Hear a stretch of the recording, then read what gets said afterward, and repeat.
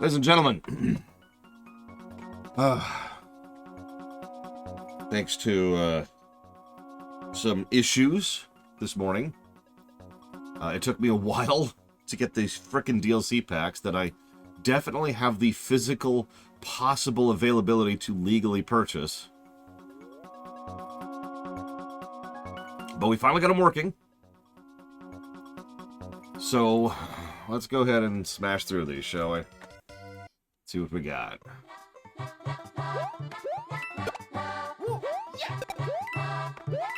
God, it's this frickin' stage. That... I did not hear about that act. Whoa there, game. You're giving me a timer on an auto-scroller? Why even bother?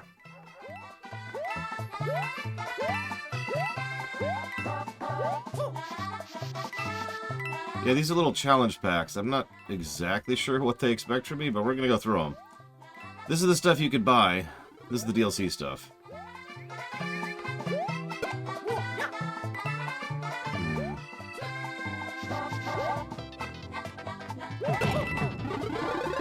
That feels planned, Act. Like, not that I'm one to believe in conspiracy theories, but that feels planned, you know what I mean? Get out of the way, get out of the way, get out of the way. Or don't, that's cool. Please. There we go. Hate this stage. Hate this stage.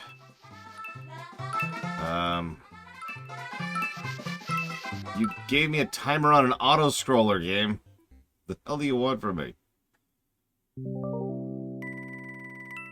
Okay, so we're just gonna quit that one immediately. Move on to the next one.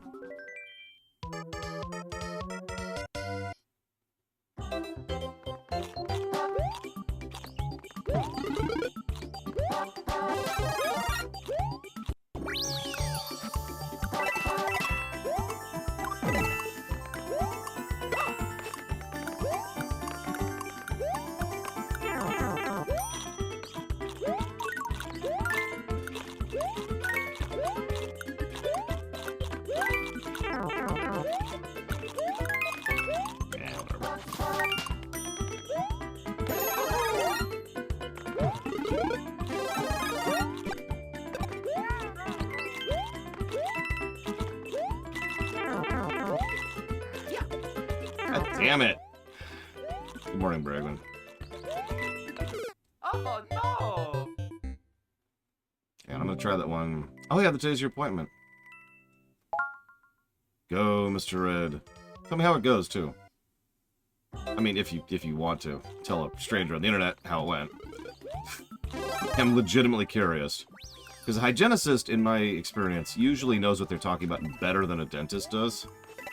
So... see, I suppose.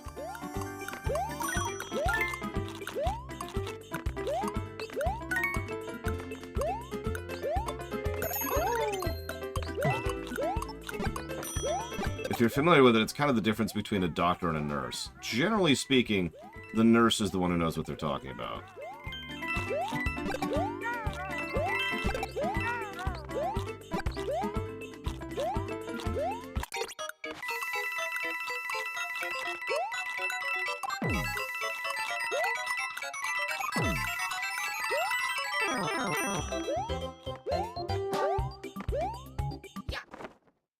Honestly, it controls very smoothly, but the problem is this is the Wii game again. Mario time. Exactly, Bladeball. There's a pretty good chance that when you need something done with your teeth, the dentist can handle it. But the hygienicist can probably help you find the problem to begin with.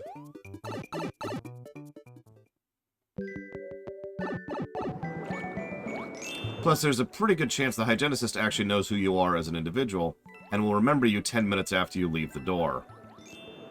The dentist probably won't remember you 5 minutes after you leave the door. Hey, Frieza. Yeah, 40 minutes, man. It kept crashing on me. Just chain crashing on me. And that's why it took so friggin' long to get it all working. I apologize for the delay.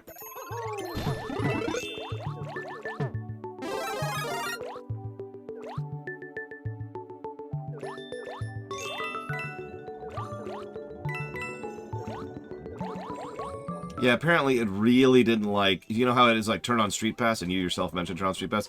Every time I tried to turn on Street Pass, the game would crash, or if I forced it to not crash, it would soft lock. So solving that was most of my morning.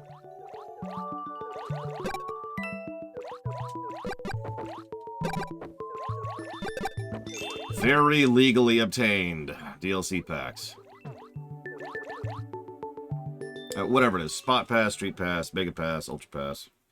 I don't even know what... I don't think Spot Pass is actually on right now. So if I was turning on the wrong thing all morning, that would be my fault for being a moron.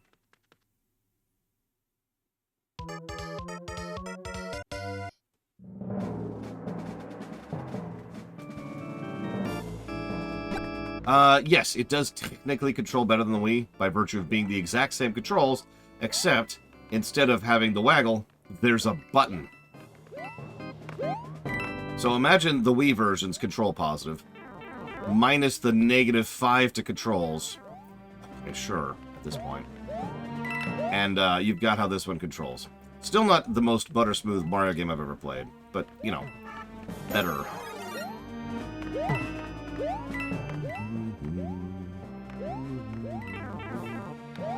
Oh, I need to update the HUD, don't I? Remember to do that.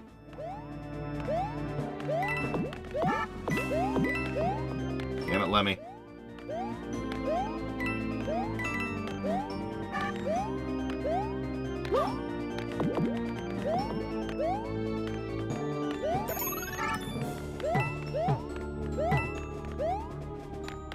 Yes, this is quite literally a mission pack for the Wii version with some of the DS version's assets as well.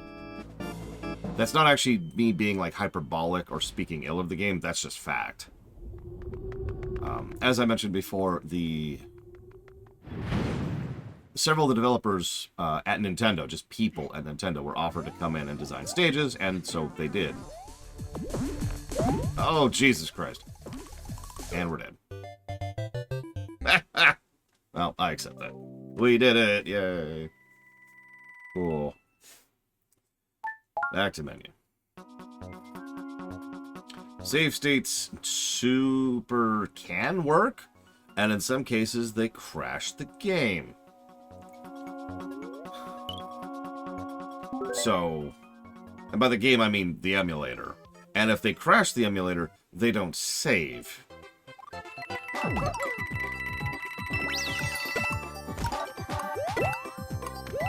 So, little hesitant to use save states.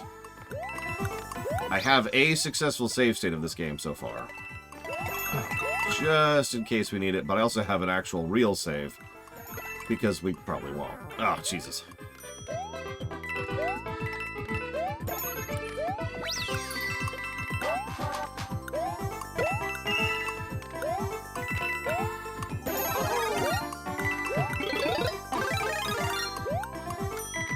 Well, we actually had a big discussion about that exact comment. Oh, yeah, by the way, sorry, real quick.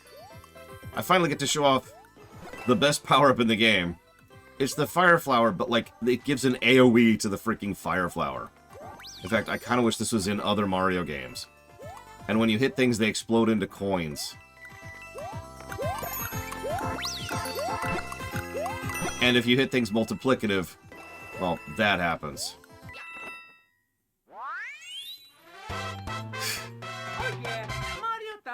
Yeah. Anyways, yeah, the Golden Flower is something I wish I could see in another game, to be totally honest. Like, just port it forward, you know? Ask me a question. So, we had a big discussion about whether or not a game should get credit for reskinning. And it's actually not the first time we've had that discussion, or the second, or the third, even. Because it actually keeps coming up for some strange reason. Stop reusing assets, game developers. The bottom line that we decided is, as long as a game does something new with the assets, it counts. Which means there is going to be some, for lack of a better way to call it, double dipping in review. So, like, this game gets credit for the DS game's art assets and some of the music from the Wii version. Although, this is probably going to be a little contentious, but I decided to remove the positives from music from this version specifically. Because I realized I don't like the music in this game.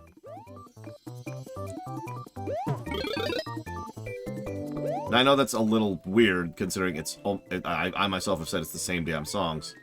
But the problem is, it's not actually the exact same damn songs. They decided to add this little chorus into every single song, constantly. And it irritates me.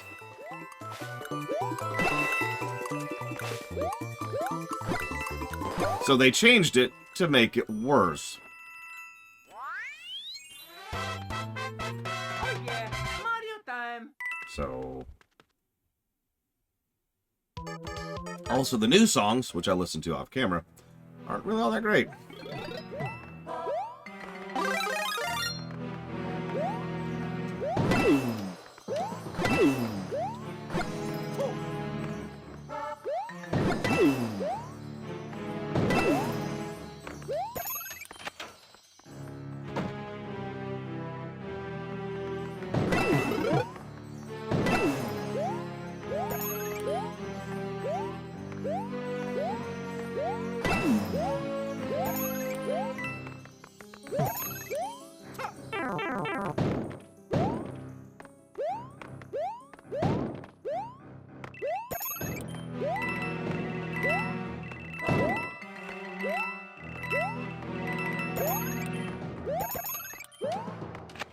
Yeah, Dark Day. It took me a while to get this working. Like I said.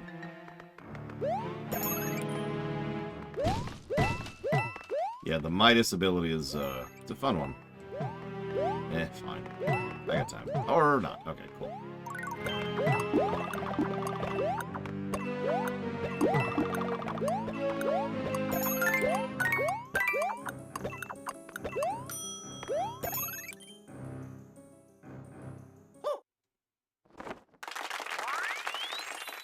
Yeah, why isn't this a Wario game exactly? Oh yeah, Mario time. Good morning, Blue Dragon.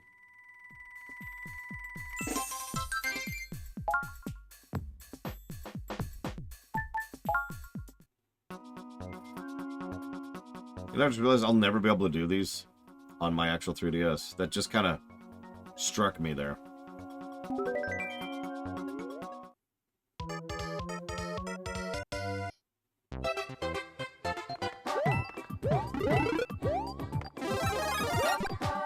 I think I mentioned this. I've decided to pursue my 100% run on my actual 3DS because it's already so close to it and not wasting your guys' time. And, yeah. It'll never have the challenge runs because it's physically impossible for me to have the challenge runs on my 3DS. Which is...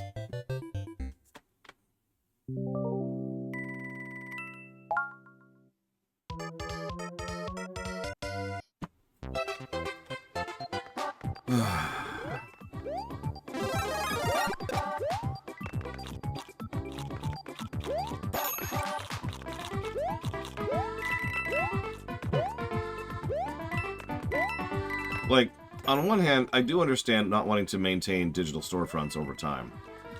On the other hand, that doesn't apply here at all, and they're stupid.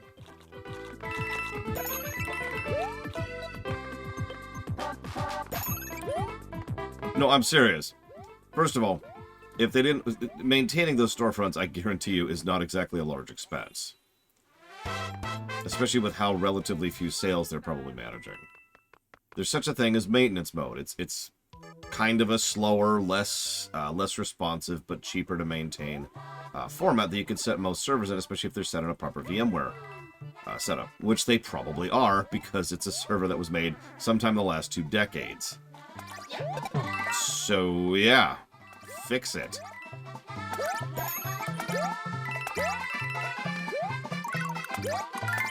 Isn't that just delaying the inevitable? Yes. But sometimes a band-aid is helpful when we get a long-term solution in place. The long-term solution, of course, is getting all this stuff accessible on more modern things, either via ports, or backwards compatibility, or remasters, or archiving, or whatever. There are actually many, many options for archiving that exist in order to ensure that games don't just vanish into the aether. I should know. I'm using one of them literally this very second.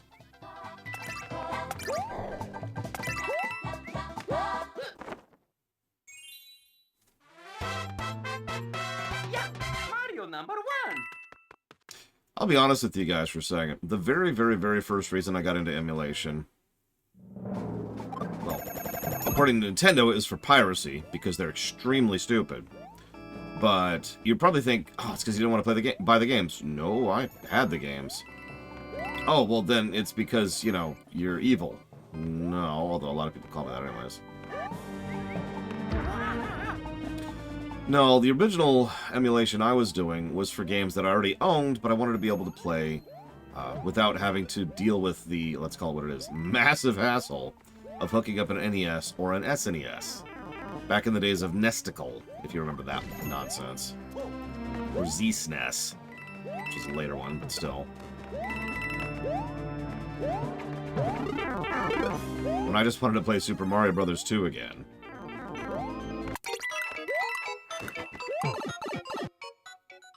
So, that was my original motivation. I just want to play the games that I own in a more comfortable format to do them for.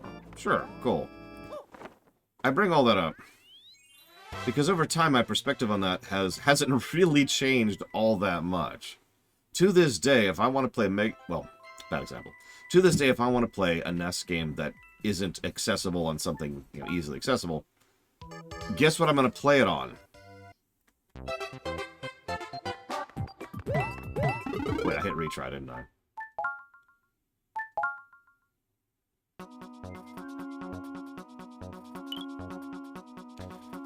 So there's the Nerve-Rack pack.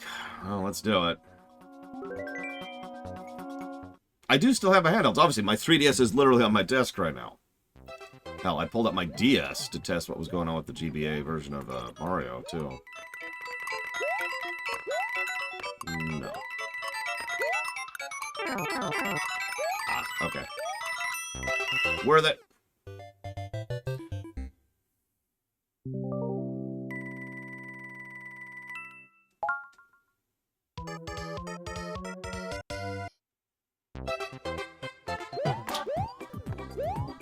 Damn it, Judo Joker. Why would you do this to me? You just want me to get me killed, don't you? Admit it. Admit your evil ways. Okay. That's Spiny. That's Spiny. Man, that man's a champion. He earned that. Just hats off to him.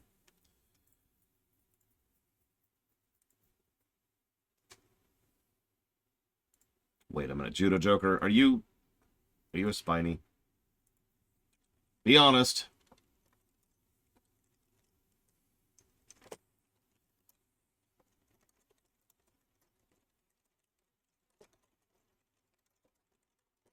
It's like being a cop. You gotta tell me. That's actually not true, by the way.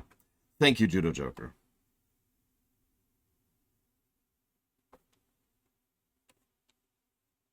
I do always appreciate your support. Thank you very, very much. I will jot that down for Cyberpunk, Splinter Cell, Chaos Theory, and Hitman 3. Yeah, by the way, real quick. Cops do not have to tell you that they are cops. That'll probably never be applicable in your real life, but in the off chance you ever believe that particular myth, don't. Cops can do all kinds of things to lie to you.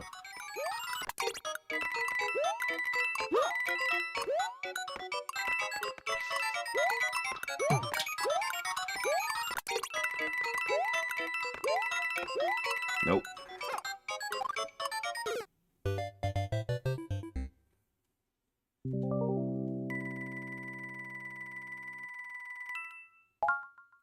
Yeah, you guys know what I would do when I take over the world. There would be some archiving going on with regards to old games. I mean, literally just for historical purposes, if nothing else. And that would be the idea.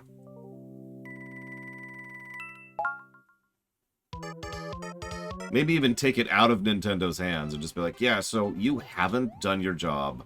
That's an interesting idea. Maybe make it so that companies can archive things themselves, or we'll do it for you.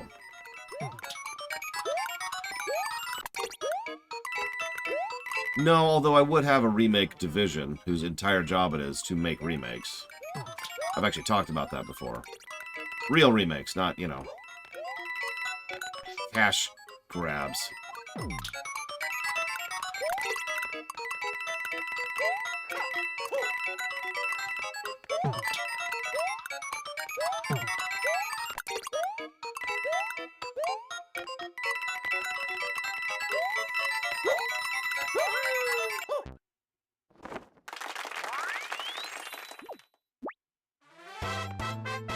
Oh yeah, Mario time. I heard about that act. No, that was actually a good stage. Plus the gameplay. I don't know what I'm going to list that as. I don't have a course name for it, but whatever, I'll figure it out. This, by contrast, is a terrible stage. I hate this stage. This stage sucks. Death to this stage. Oh my god.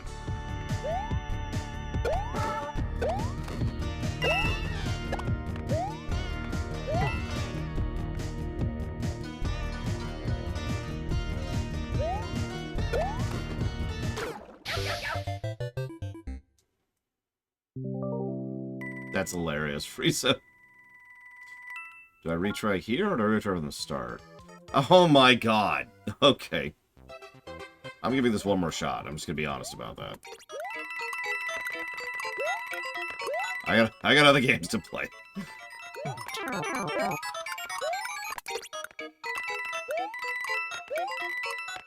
Oh no. Okay, one more real attempt.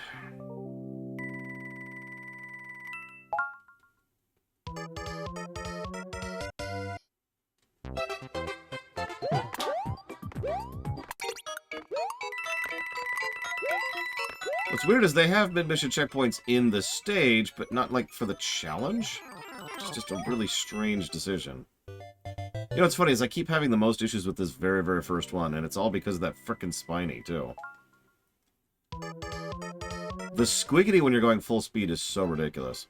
Well, Tali, I realized nobody actually wants to watch me play Mario Odyssey. Like, right? I think we can all agree on that. So, I decided to go and axe it, and never, ever, ever, ever play Odyssey again. Ever again. Nope. Ever. Possibly. I may never play Odyssey again.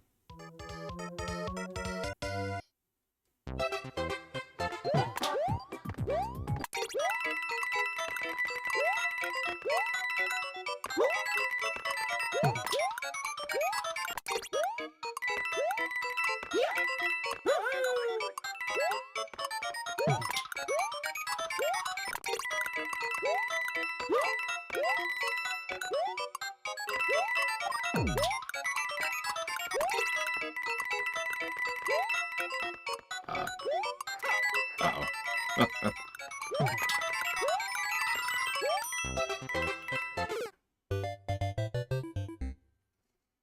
Okay, moving on. just moving on.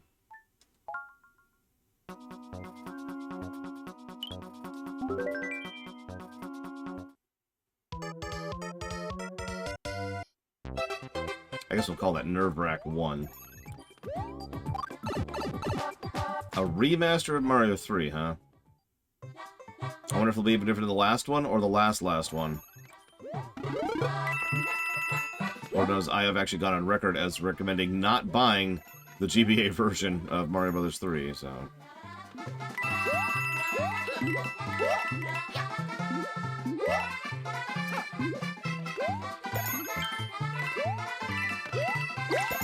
Speaking of which, do not buy the GBA version of Mario Bros. 3. It sucks.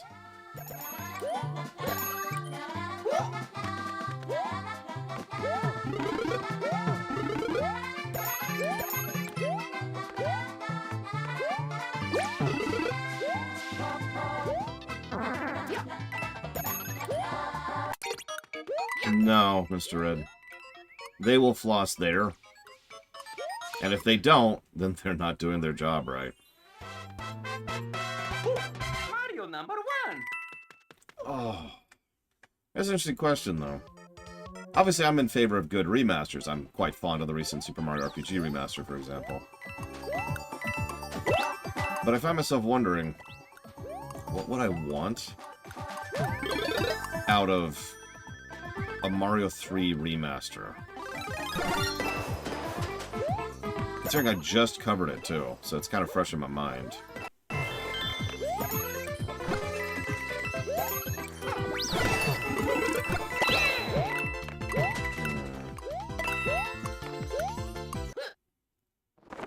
Checkpoints.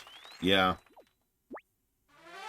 Yeah, don't eat, like, onions and liver and then go to the dentist. That's just rude.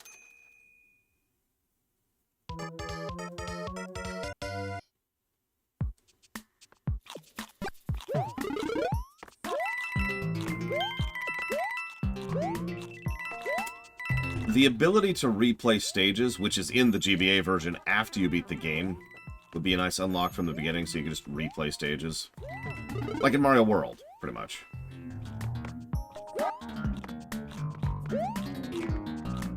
So, ability to replay stages, add some frickin' mid-mission checkpoints.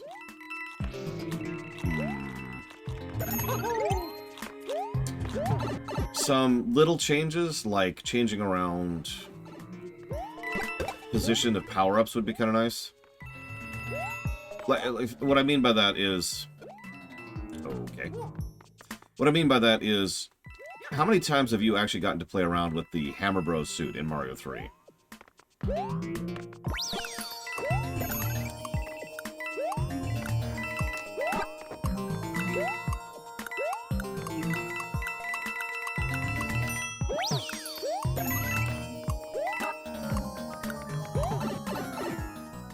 Exactly. So, reposition / redistribute power-ups a little bit better.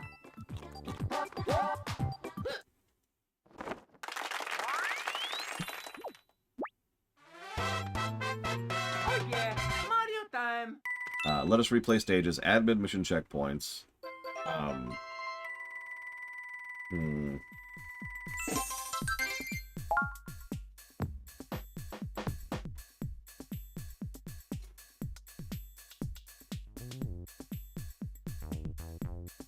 Well, no, that's kind of entering remake territory at that point, Frieza. That's why I'm thinking remaster, because remaster, generally speaking, only goes into like some quality of life stuff, right? If I wanted a remake of the game, whoa! I just noticed the target on some of these. Holy crap! All right, hang on. So let's go back and do Nerve-Wrack. Let's do this.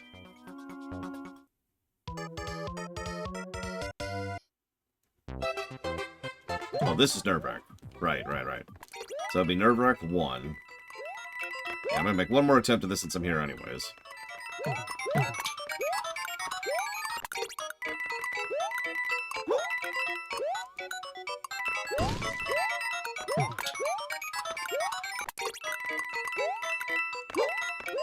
Nope. So... You'll know it when you see it, Ect. You know it when you see it. Generally speaking, if something changes the fundamental gameplay and or story of a game, that leads into remake territory, like it says. Nerve-Wrack Run. Let me write down some notes here. So I'm actually going to give a completely separate negative for the total lack of mid-mission checkpoints here. That makes these fundamentally worse, for lack of a better way to put that. I would be a lot more invested in actually pushing through these stages, if not for that.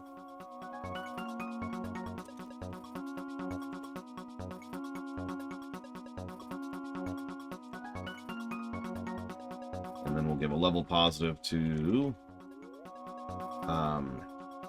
probably not Blade Jabal. Kind of depends. Probably not. Like... Hang on.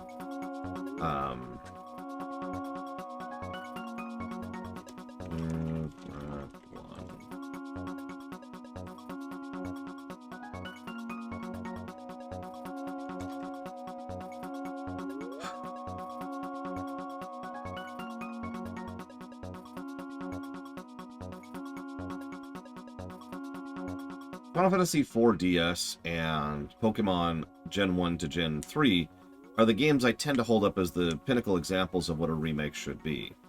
And I know several people look at that and say, but the games are hardly changed. No, these are bonus levels, Luke. And every time someone says, you actually have to pay real money for these levels, Luke. And everybody who says that, it always weirds me out a little bit. Because, while, yes, FF4DS and FF4 are both ATB, battle with, like, action bar and all that fun stuff, that's it. FF4DS plays fundamentally different because of the additional abilities they give to the party members, the additional abilities they give to the enemies and bosses, the additional the additional scripting which is put into the bosses, which completely changes how almost every boss in that game plays, and most importantly of all, the augment system, which can fundamentally change how you play as a given character. That's a core change, in what I would consider, as opposed to a surface level change. To look at Pokemon, for example, Gen 1 doesn't have most of the features that Gen 3 had. Also true. I didn't even think about that, but you're right. I mean, I'm never going to see Nerve-Wrack 3 because of that, Loke. Like, explain to me the reasoning of not having a mid-mission checkpoint in between stages when they have mid-mission checkpoints in stages. Explain that to me, Loke. Go ahead, I'll wait. I also will never agree with the idea of no mid-mission checkpoints being, like, acceptable difficulty, but I've thought that for years and years and years. And fun fact, they first started that particular policy in Super Mario World in 1991. So that's how far back my disagreement on that goes. I admittedly have re-examined that opinion a few times. But the way I would do it is, rather than having, no mid-mission checkpoints in the super optional stages, I'd have like a mutator, right? Either in the form of an achievement or, an optional hard mode toggle, which gets rid of the frickin' checkpoints. And there you go. Thank you, Insana. I do hope that the move has been going well for you. And I do hope that you're doing well in general. And I hope you've been enjoying the VODs, and I hope that you're awesome. And if you want to put that towards up to 3 things, please let me know. Pokemon, yeah, so, we're gonna do something different now. In Pokemon Gen 1 to Gen 3, there's so many different fundamental gameplay variances. Oh wow, it runs out? I didn't know it actually ran out.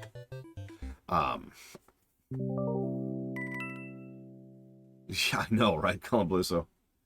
Or the Shovel Knight system. The Shovel Knight system is actually, that's a really good idea, Frieza. The Shovel Knight system is, you have mid-mission checkpoints, you can also destroy them for bonus points, which a lot of speedrunners do, for example. But yeah, there's the X-Share, there's Natures, and EVs, and the special stat and switch. A large amount of Pokemon in Gen didn't exist, so that changes that dynamic. The AI is completely different. This goes back to what I was talking about with regards to FF4, if you remember, the AI being the equivalent of the boss scripting. So most fights are very, very fundamentally different than they were in the original. Yeah, abilities, yep, thank you. No, I wasn't trying to fly! I wasn't trying to fly! No! Why did you do this game? Okay, this is actually harder with the frickin' thing. I will put it towards dealer's choice. Thank you, Insana. Hang on, let's not do this as White Tanuki. That's actually making that harder. Let's get rid of that nonsense. Might be helpful for the second course, but it sure is only going to be helpful for the first course. Yeah, the slow float to my death.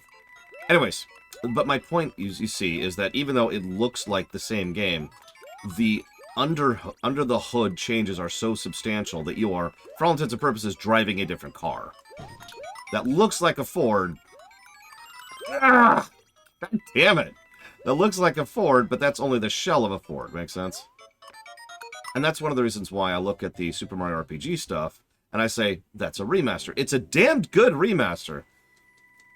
but it is a remaster. The fundamental gameplay has only barely changed. In fact, they actually did one change I don't agree with. So back in the SNES version, there was a feature which I liked, where, like, okay, so you're at the menu, and you hit A to attack, and B to defend, X to item, and Y to ability. Then you hit that button again in order to progress down that menu tree, or you hit another button in order to cancel out of that tree. They've changed that, so now you hit, like, ability, and then you hit A.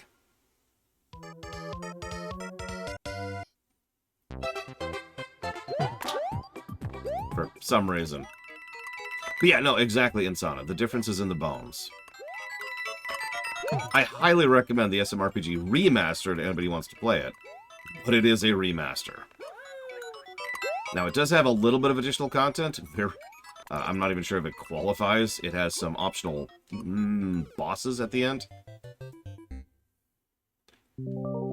I'm gonna stop doing this, I think.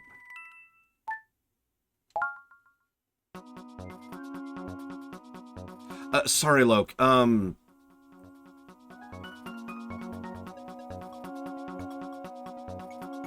Yeah. No, I do. I guess agree with you. Okay, so let's move on to this one. I think. Where were we?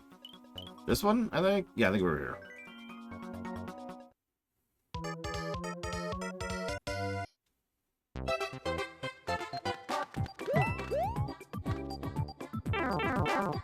I'm sorry, is this 1-1?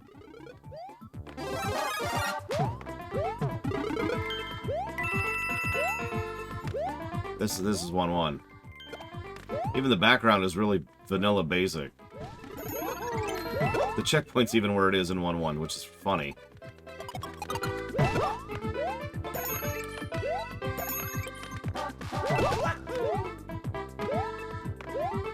But yeah, no, a lot of people are more interested in remasters than remakes, which is fine. I mean, in an ideal world in which, you know, I'm running it, we would actually have room for remasters and remakes. You know?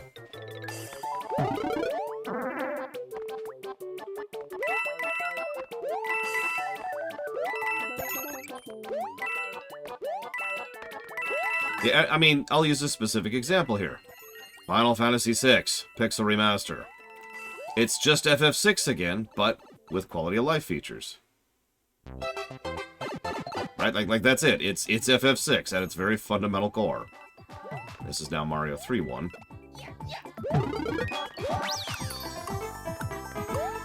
And there's nothing wrong with that, too.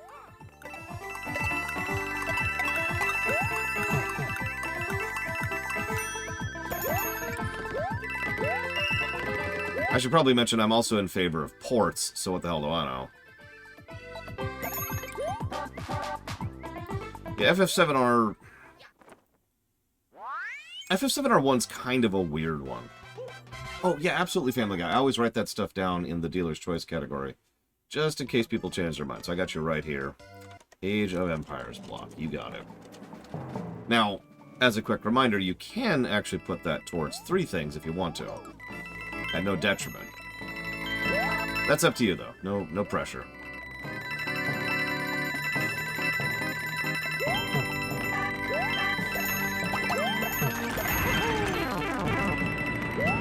Damn it, Bowser, I was on a roll. So yeah, FF7R1, if we ignore the story for a second, is full tilt a remake. Whether it's better or worse, it is without question a remake.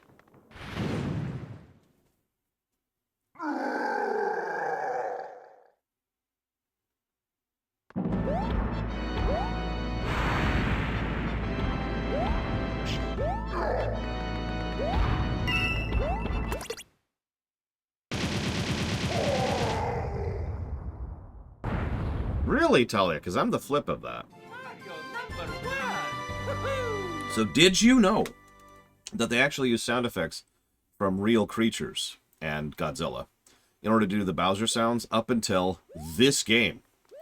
This is it was this one of the Wii one, excuse me. But one of these ones is the first one.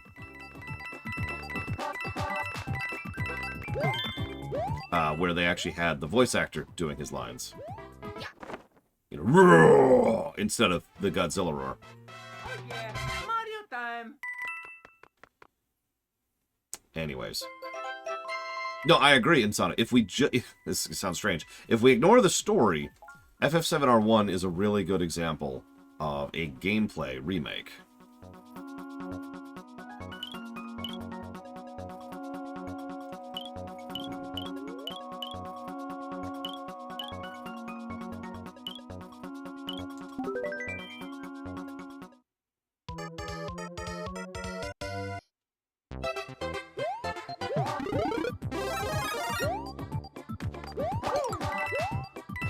I mean, demake or remake, it's still a make, and not a master.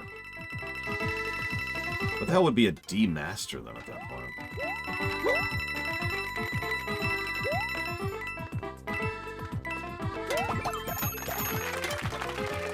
Yeah, no kidding, Insana.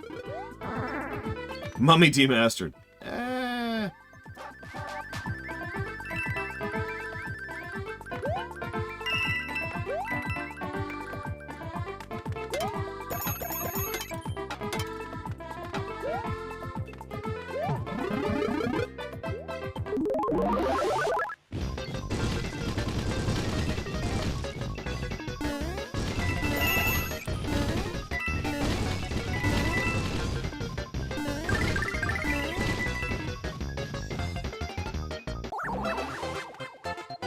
Yeah, I was actually just trying to think if there's actually a demake that isn't a fan-made demake that I could even think of.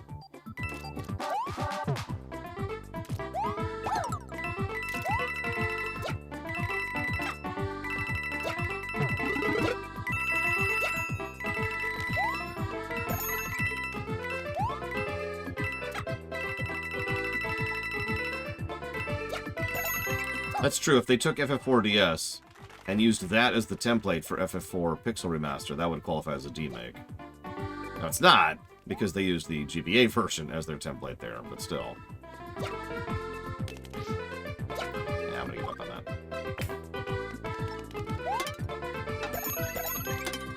Oh yeah, Warcraft 3 Reforged. There's a demake for you. Jesus.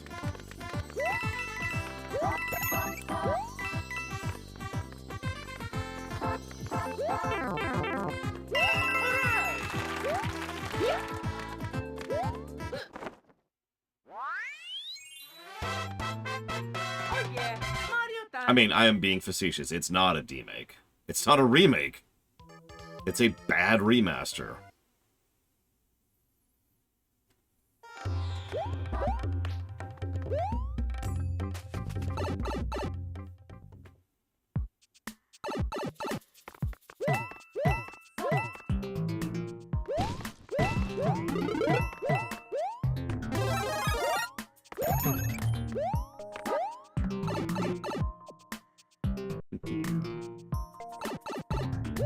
Yeah, the fact that they killed the original is kind of unforgivable now.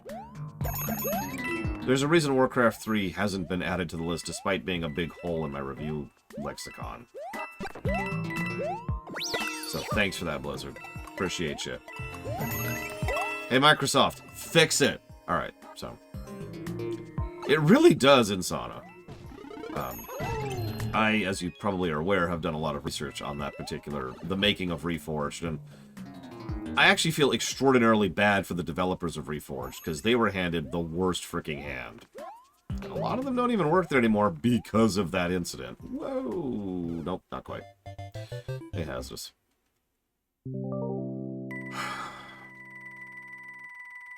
But yeah, this is the very, very same company that focused on polish first and refused to release a game until they felt it was good enough for their standards, versus we need to get out a release this quarter. Any release this quarter. And that... I could talk more about it, but really, that's all I need to say right there. That was the core mentality.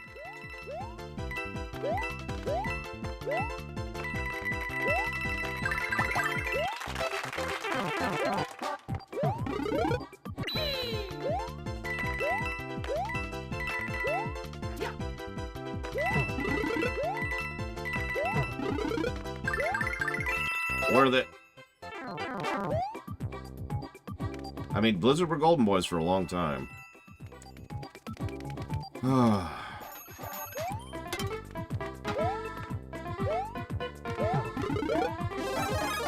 Anyways, was Reforged that bad? Yes. To be very, very blunt. Reforged... You remember we were just talking... Maybe you didn't hear me, but we were just talking about the distinction between a remake and a remaster, and how one of the points of a remake is that it changes stuff under the hood. Imagine if you changed stuff under the hood, but for the worse. Like, Reforged is a buggy mess, where scripts and triggers on campaigns just don't work right. And that's in addition to the fact that several aspects of gameplay balance, which fundamentally changed not only how the game plays, but how the missions play, were completely thrown out the window. So, you know. Yay, essentially.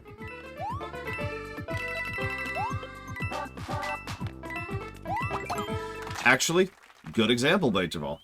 If Ross was here, he would agree. It's like how they did something, and I'm still not 100% sure what, but they did something to the GBA version of Mario 3, which just made the gameplay worse top to bottom.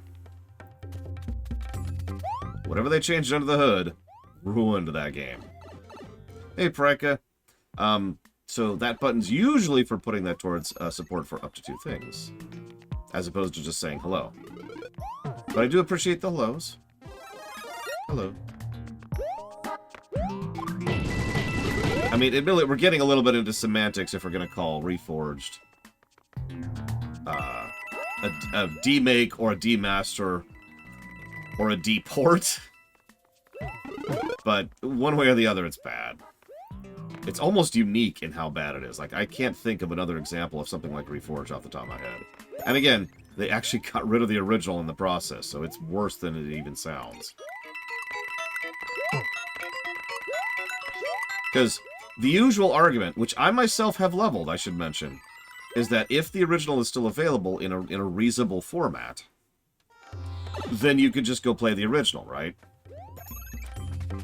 Now, that available in a reasonable format thing is important. But, for example, I have no problem buying Resident Evil 4 right now and going and playing Resident Evil 4. That's available on Steam. There you go. Boom. Done. I believe it's also on the Switch. Ow! But I can't go back and reasonably access, buy, and then play Warcraft 3. It's gone, yo. Reforged is so unique that I think it actually would break the review system. Because technically it's just reviewing Warcraft 3 again. But it's just such a uniquely terrible thing.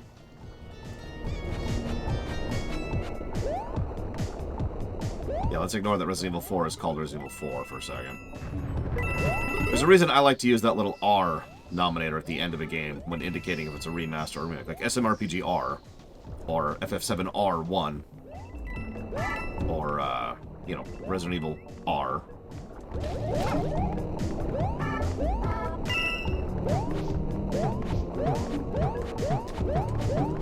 Okay. Sure. Oh yeah, SO2R, exactly.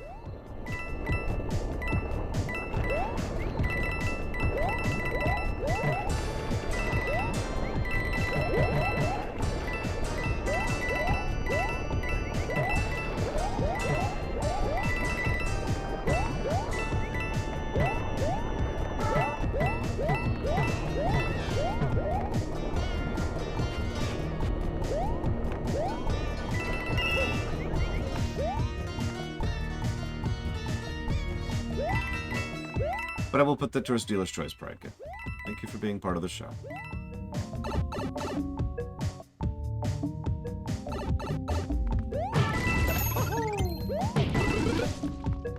What do you mean, Logue?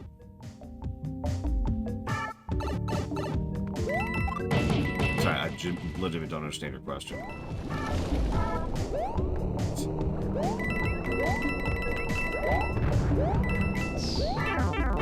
I want you to imagine that I have no brain, okay? There's nothing in there. Imagine I was the dev. No, wrong one. I was the executive in charge of Warcraft 3 Reforged. And the reason it is the way it is because of me, okay? Now that you've got that mindset going, explain to me your question.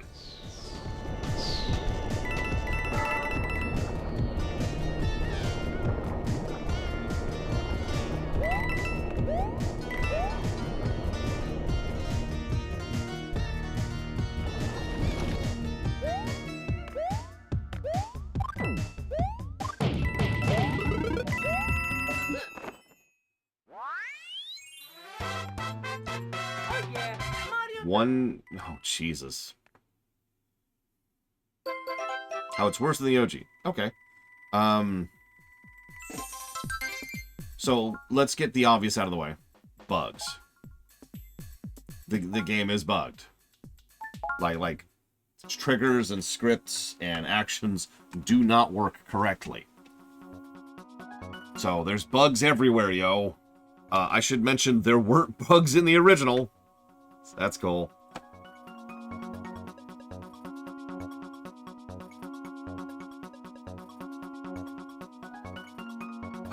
Not that I'm aware of, Compalooso. They walked away from Reforged hard. Yeah, multiplayer literally didn't even work. What?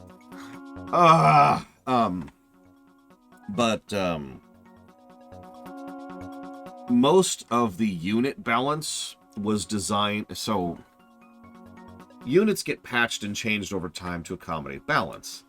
But what they did for Reforged was they took the last patch of Frozen Throne and applied that to every unit unilaterally. It's worth noting this is not what the original Warcraft 3 did. In fact, in the original Warcraft 3, the campaign modes didn't actually use the patched versions of the units at all, as they shouldn't. Patched units are for multiplayer stuff.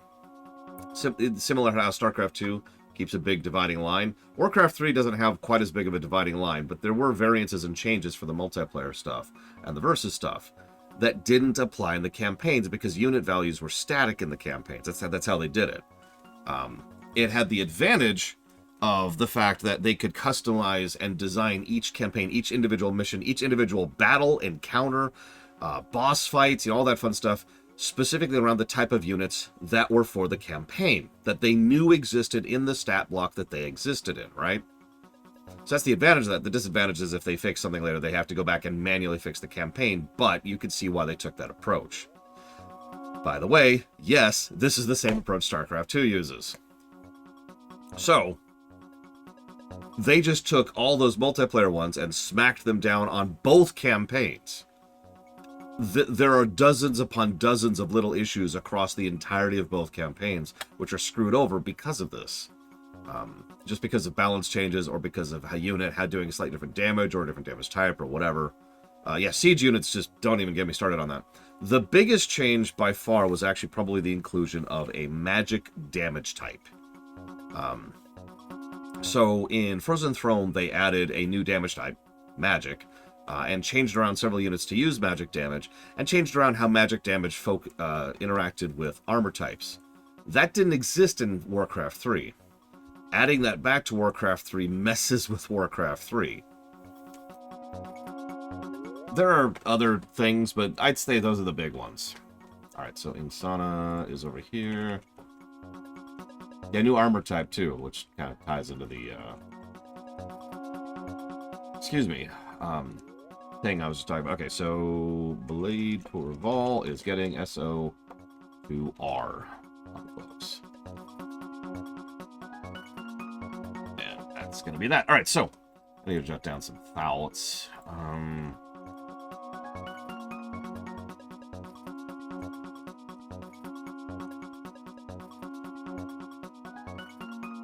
Correct, Blade Pourval. It's pretty much the only thing that remains non-plural. But yeah, if I might be bold for just a second, how much of an impact that has on your individual playthrough of Warcraft 3, that's debatable. The bugs are a lot more obvious of a problem. But it says a lot about the mentality of what went into Reforged that they just literally copy-pasted. Whereas in the original Warcraft 3, they manually crafted. And that's a pretty big variance in design philosophy, you know?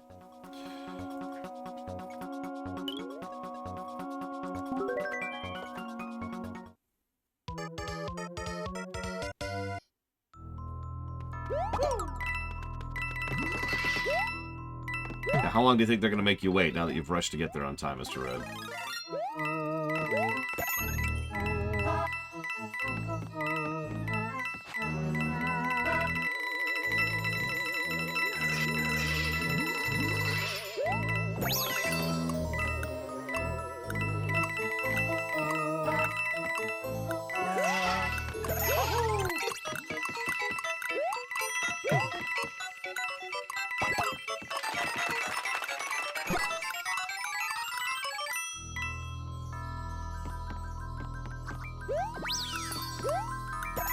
You know, it could be fairly argued that Blizzard can and should have been sued over how much Warcraft 3 Reforged did not match their own advertising for Reforged. I'm not even talking about the BlizzCon stuff, which is its own, you know, ball of wax. I mean, even when Warcraft 3 Reforged, the website was still showing the changes that didn't exist anymore. So if you went to the website to purchase the game, which is the most common method by which to purchase a Blizzard game, you would see a game and say, oh, that looks cool, and buy a different game.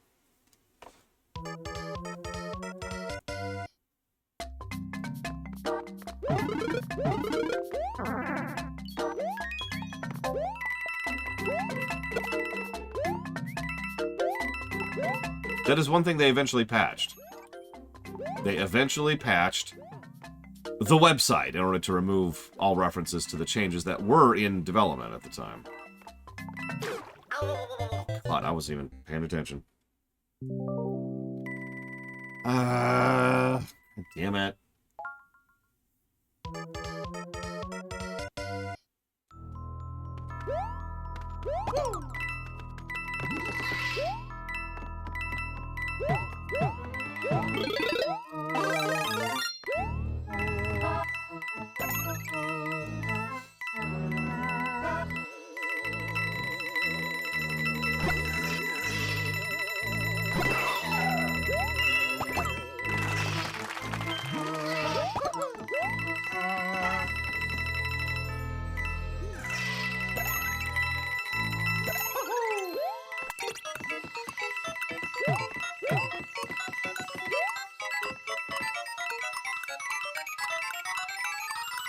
There is supposedly a method by which to do so. To play Warcraft 3 Original right now. I say supposedly, I've only heard this from other people. I've never actually made an effort myself to do so. So I don't actually know if it works.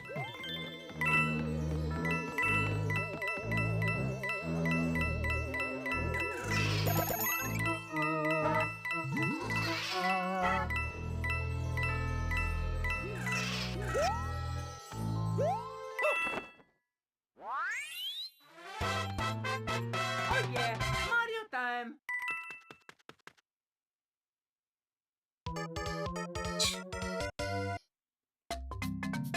Yeah, I remember that one. Hazardous.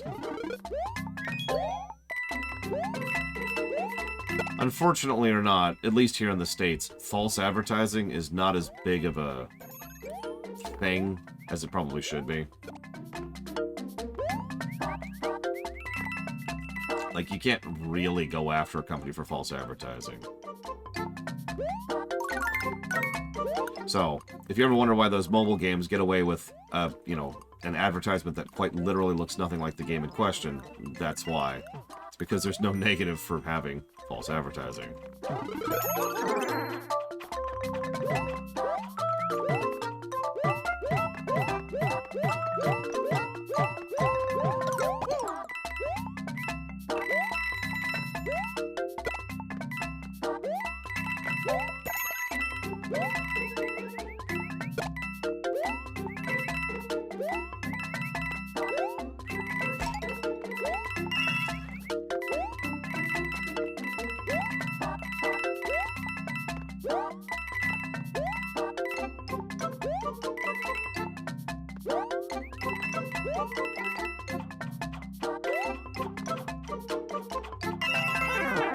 Oh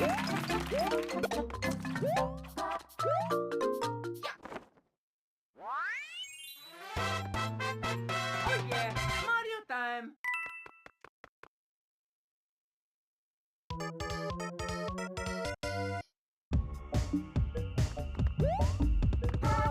And I kept having that issue too, Blade of Fall.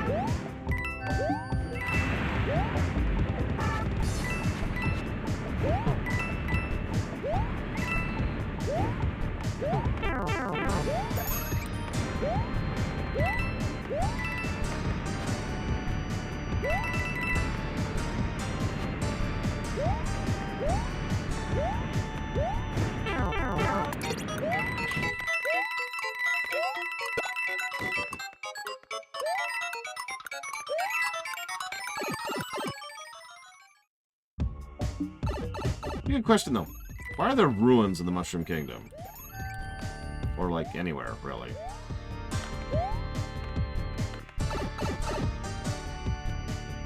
Hey, Sovicom. These levels have been pretty legit so far, honestly. There's going to be a few positives coming. Yeah. I haven't decided exactly how I'm going to spread it out yet. Oh yeah, Mario time. Guess they needed a new biome.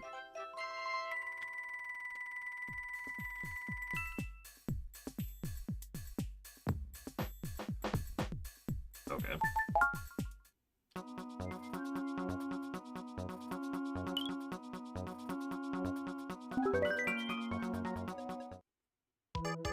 I mean...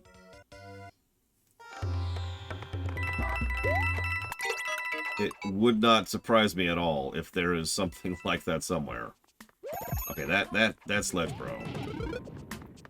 He wanted that. My goodness.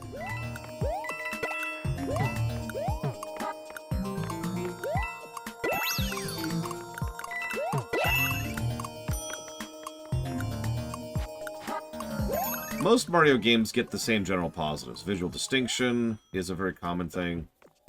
Kit is a very common thing. Controls, not so much, actually. Only a few Mario games get the control positives.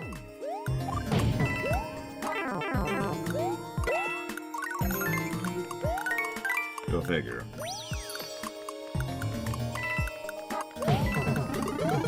Brickwork is semi-common.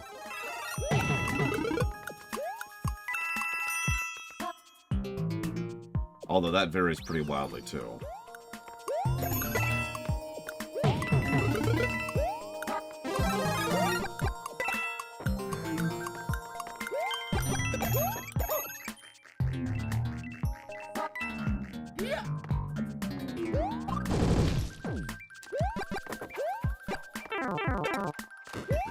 Mutually assured destruction.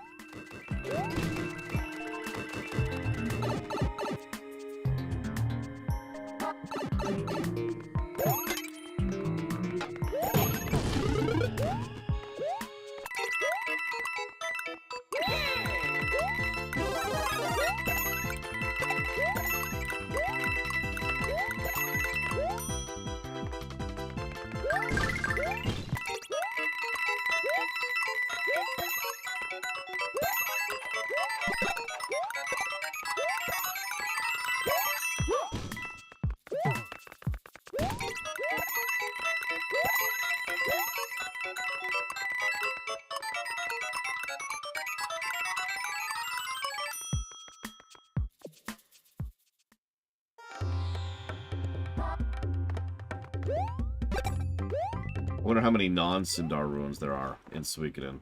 Sabacom. Oh yeah, Mario time. Obviously, there's a lot of level positives Mario games tend to get. Another very common one is tutorialization. Although, it's been interesting to me how many of these games haven't gotten the tutorialization positive.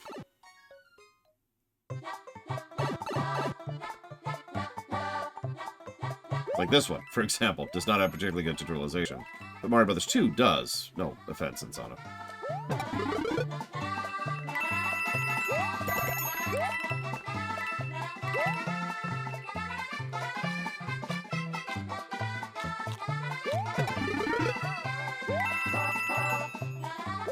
Speaking of the Game Awards, as a reminder, since we're getting very, very, very, very, very close to the end of, this particular streaming block, and the Medium Dark that was supposed to happen like 2 months ago, yeah, we're going to be opening up on nominations pretty soon. For anybody who's here, the way we're going to be doing this is, if you are a regular viewer or whatnot, I will be, of course, releasing a... Yeah, okay, I actually wasn't expecting that. Huh. There will be 2 votes. One will be only on Discord. That's for the people who have the time, the interest, and the investment to vote. Those people will get lots of categories to vote on. Then there will be the votes for people who are not on Discord. Those people do not have the time investment to be interested in that. But both of those will start receiving nominations very, very soon. Probably this week, I would say. As a reminder, any game that we played this year counts for the LGA. That's how we do it.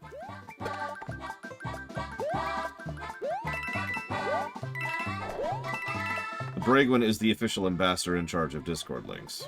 And she's quite good at her job.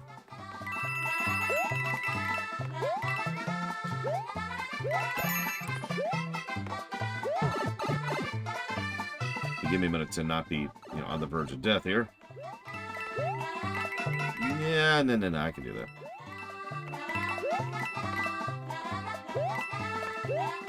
Why, Rasalisu? If you don't mind my asking. Yep, plus to Bragwin. Mario number 1. God dang it, I thought it was done. Okay, back to the game.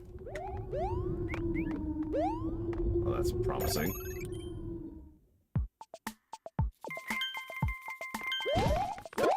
Oh my goodness, okay.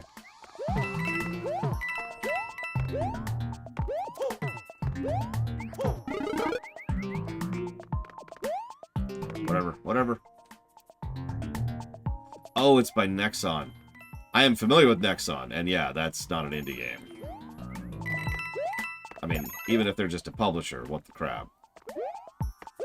That's like one of those indie games that Sony puts out counting as an indie game. It's like... What's consideration for Discord? Alright. What's the best Final Fantasy game in Sonic?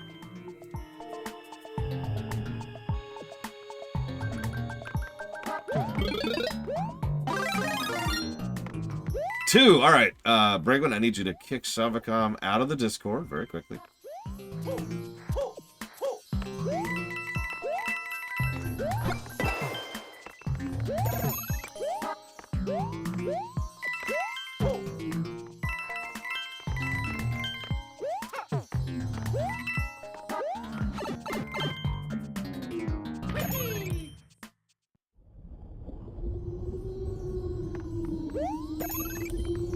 You don't like FF14?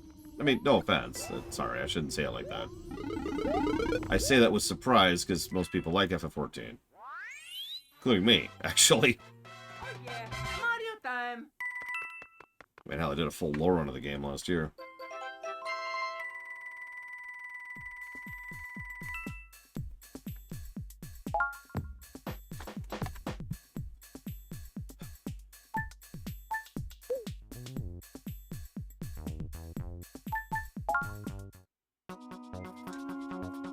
Alright, so hang on. Let me get caught up a little bit here really quick.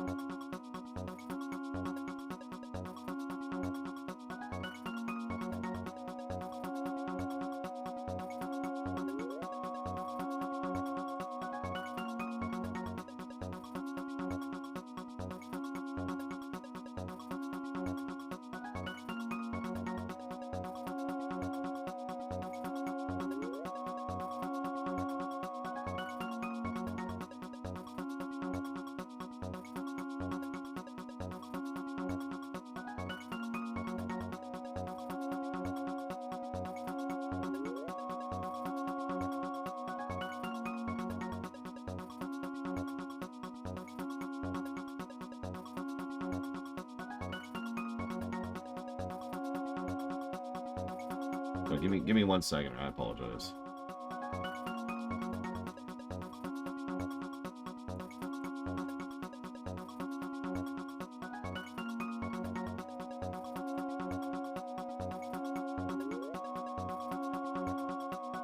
Yeah, 12 has the same problem an inordinate quantity of games have. Sunshine Syndrome. This game is great! This game is good! Wow, this game is great! Wow, this... Okay, this game's okay.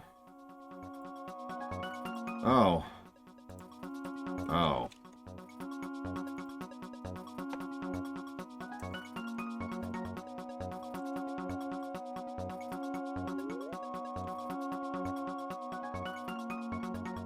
Honestly, most FFs fall into that. So first of all, thank you, Rex.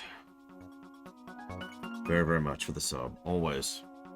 Yeah, it's easy. In most FF games, you can point to the exact moment at which the game quality just goes, whoa. Just, whoa. Yeah, it's the beach in Sunshine, or the coaster park. But either way, it's right next to each other. It's when you go to Giraveg in FF12. And of course, I can't think of any other examples off the top of my head, but you get the point. Rex Yalda Bio. That's going towards Axiom Verge, The Messenger, and Tunic. Done. Yeah, honestly, yeah, Disc 2 and FF8. I always forget how good FF8 is at the beginning. We've talked about this when we did our last review of FF8. Early FF8, like the intro of FF8's legit. Like, it's solid. And then it goes downhill. If you type !LGA into chat right now, I've gone ahead and opened it up for nominations. So you can start nominating right now.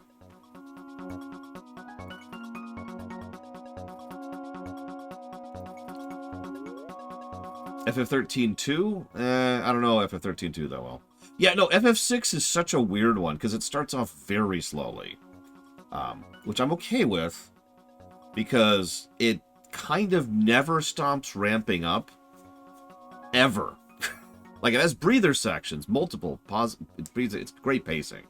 But, like, even when it's done ramping up, like, the Threat of the World plot, all it does is it shifts focus from Threat of the World to individual character focus. And all of a sudden, it keeps ramping up. It's, God, I love that game so much. Anyway, sorry, moving on. Someone asked earlier, I think it was Ect. So what you gotta do, Ect, is those are the categories, right? You can't edit the categories. They should be fairly obvious. The best, worst game of the year, best story, worst story, best gameplay, worst gameplay, best character, worst character. Most sushi for you, specifically for you. Most coffee for you. Stream of the year, regardless of the game. Best cutscene or moment, worst cutscene or moment. The game you have heard of the least, or the most game you've never heard of until we streamed it. Best new meme or low-end concept, and the game you're most likely to buy to stream. And then in the boxes to the right, you pick one, and you say, you don't have to write your name. Doesn't matter. Sid or Norg, now draw. That scene is so dumb. FF8 is such a train wreck. I love it. I do. I love the train wreck that is FF8. But man, oh, Diddy really has this. That should be funny. So, I mean, it kind of does play Travol. The mid part of FF4 is sort of. Intro's pretty damn solid, and the outro's honestly pretty legit. But that mid plate is just. There's a bit of meandering there. What's funny is, despite its importance to the plot, I would say the underworld is. Well, I don't want to say it could be axed, but it definitely needs to be improved. Hang on, let me do this. Sure, Hazardous. What's the title? Okay, so these are just replays. So we've got. So let's do this.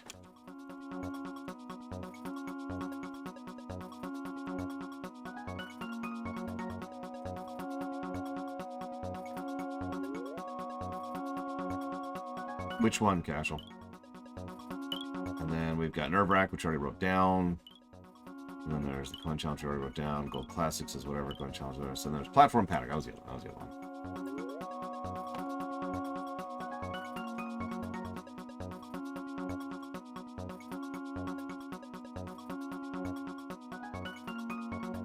Eight?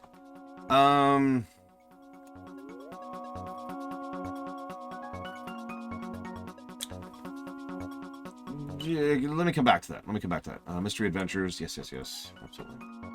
Star Slot. Wow. I'm gonna laugh when I actually like Starfield.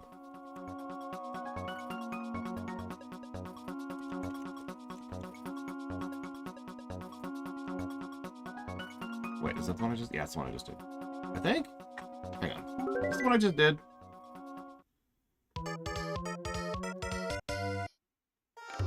It is. Okay. Cool. That's what I thought.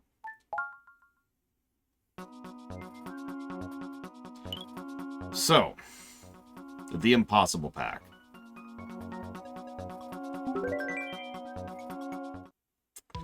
Ect earlier said... Ect earlier said, if there's one game that I think most needs a remake, which is it? And notice the needs. Oh, you son of a Submariner. Just playing with me there. Alright, you win. The problem with that is there's so many. There's so many games that need a remake, even if you just limit yourself to one series. Like, look at FF, for example. Let's see. FF2 and 3 and 8 and 13 are all arguably, well, I don't want to say bad games, but they're certainly games that could use a frickin' remake, am I right? And I would love to sink my teeth into all of those. And that's just one series of one subgenre of one genre. So having to pick one game out of all of the universe in order to do a remake of is just, And yeah, I'm not even counting 12, which, again, falls apart pretty hard at a certain point. Or 15, which probably needs to just be redone from scratch, to be honest with ourselves. Or 13.3, which is its own animal. Then we've got the Mega Mans, which are the Mega Mans. There are several Mega Man games that could use a polishing pass, or 5, including X3 and X4 and X5 and X6 and X7 and X8. Oh no! Or how about the Marios? Like, how many Marios could use a proper remake? Now, one arguably already got one, but then there's 2.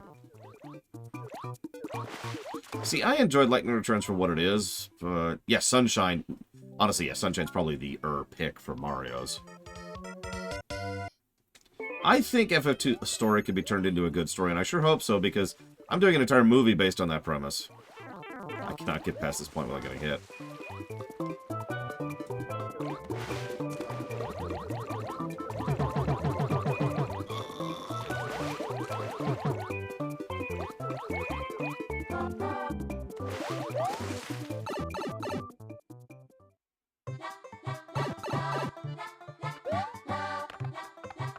Well, that's a good question, Insana. That's like a matter of opinion, really, if you'll forgive me. Because some people, I shouldn't say some people, everybody disagrees on what games should get actual remakes. Killed me with his death.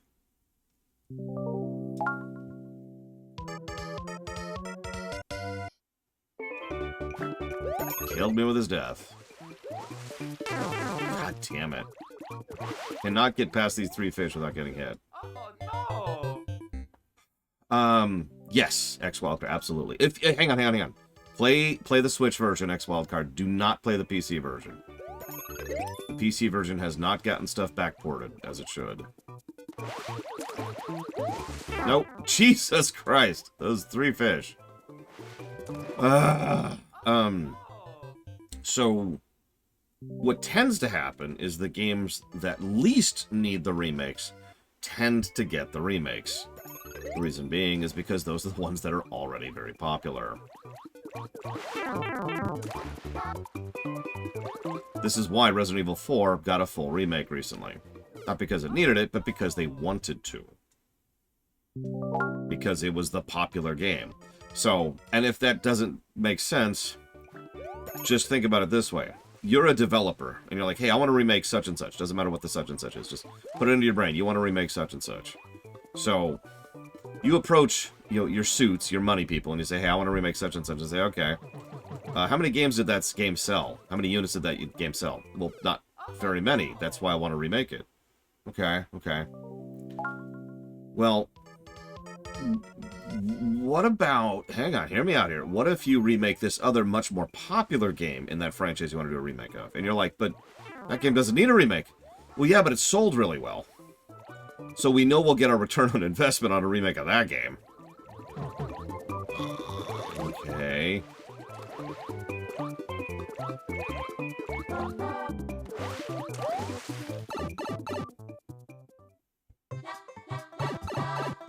I'm curious if they're going to keep remaking After 4, honestly. Because we know that several of the developers got involved on the entire Resident Evil remake project for the sole and explicit purpose of remaking 4. And that's done. So...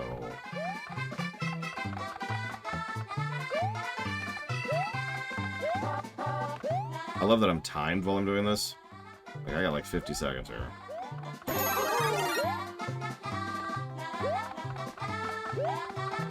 Really? Game? Really?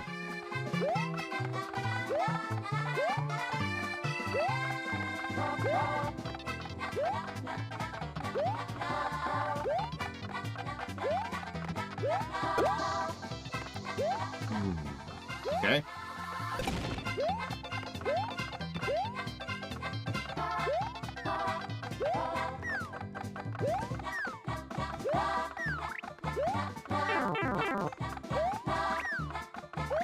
Oh no!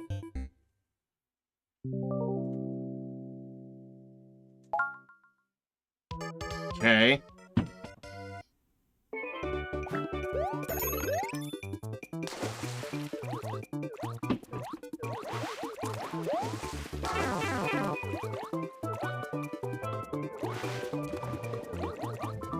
What's Falcom do, Cashel? The company name doesn't sound familiar to me.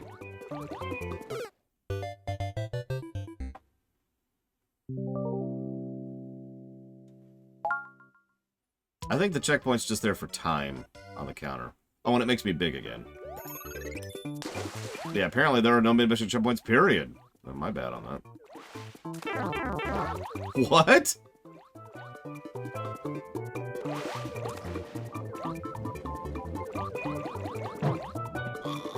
That would explain why I didn't recognize the name, Cashel.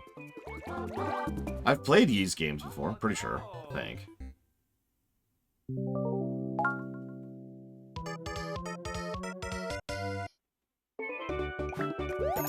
I'm sorry, you've got to be kidding, Hazardous.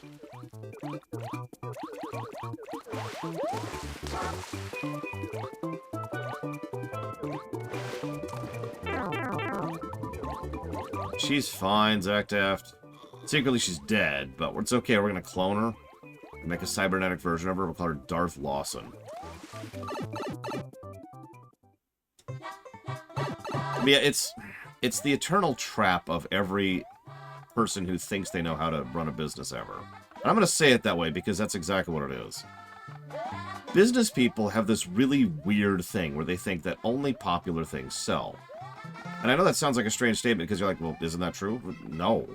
Because the problem is, they're assuming the impetus for something selling well is on the audience and not them. So they design and they greenlight and they approve around things that are already popular.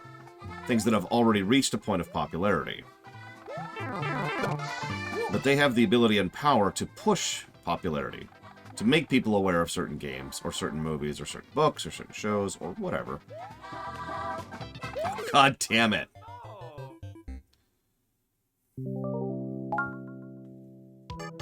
Yeah, quality sells, especially in the modern era where word of mouth has changed fundamentally. And I should probably mention, word of mouth was already a selling feature back in the 80s.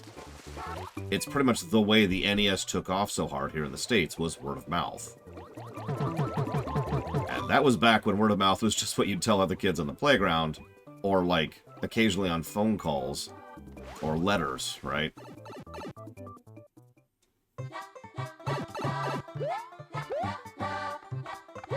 Nowadays, why do you think Stardew Valley was a financial success?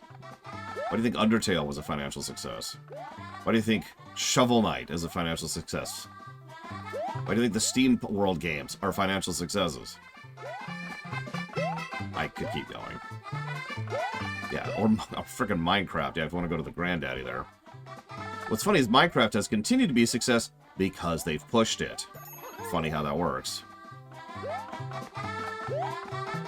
My point I'm trying to reach here is that the argument that such and such isn't popular and therefore won't sell is itself a fallacy.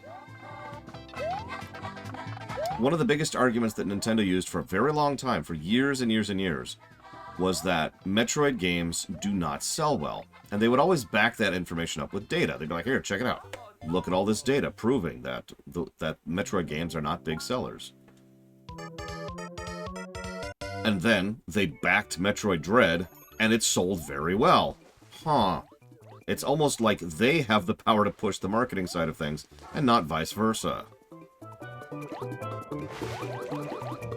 Yeah, and they were extremely wrong. So, cool. Oh, Jesus. Come on, game. I mean, hell, anybody who's a fan of the Dragon Quest series knows the aggravation I'm speaking with, because we didn't get proper Dragon Quest releases in the West for years, because it doesn't sell in the West.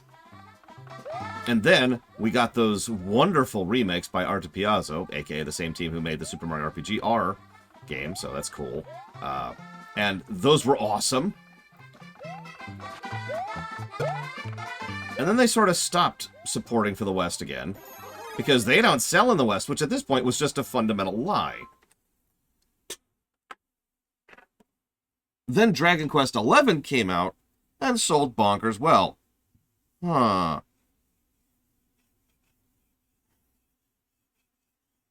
Ugh. Sorry, I had a really bad back itch, like right below my shoulder blade. Yeah, lore shock, am I right? I'm gonna risk it. I'm gonna risk it. Okay. Didn't crash. Yeah, no, exactly, Judah. Like, this is an old concept. And several people have argued that in addition to just general stupidity, there is some cultural problem going on here. Specifically with regards to Japan and everywhere that isn't Japan.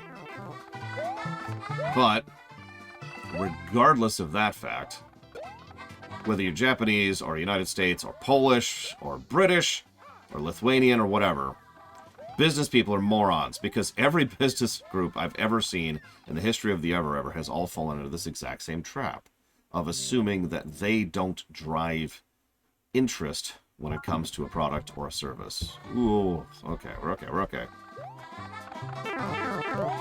away for 1 second. I should know better than to look away for any period of time on this stage.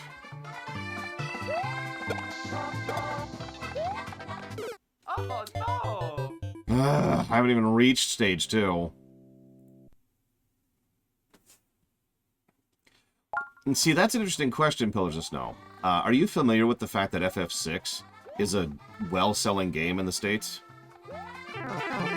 This is a real question. I'm not trying to be facetious. Are you aware of the fact that that is a fact? Because I know this is old information at this point, but I will never forget an interview from okay, I can't think of his name. One of the main leads of the old Final Fantasies back at Squaresoft. And it was an interview from someone over here, and he was being asked several questions, and one of them was, God fracking damn it! One of the questions boiled down to, why didn't the more Final Fantasies come out in the West? Why didn't, why wasn't there more state support? Yada, yada, yada, yada.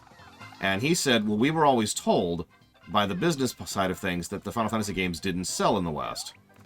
Oh no! So, someone pulled in, that person, during this interview, pulled in actual sales figures, specifically for Final Fantasy IV and Final Fantasy VI, and said, here's what these sold in the States. And he was just like, oh my god! Now, they never said this outright, but the implication is very, very strong there. The actual creative leads and developers at Squaresoft were being straight up lied to by someone, somewhere, about sales figures.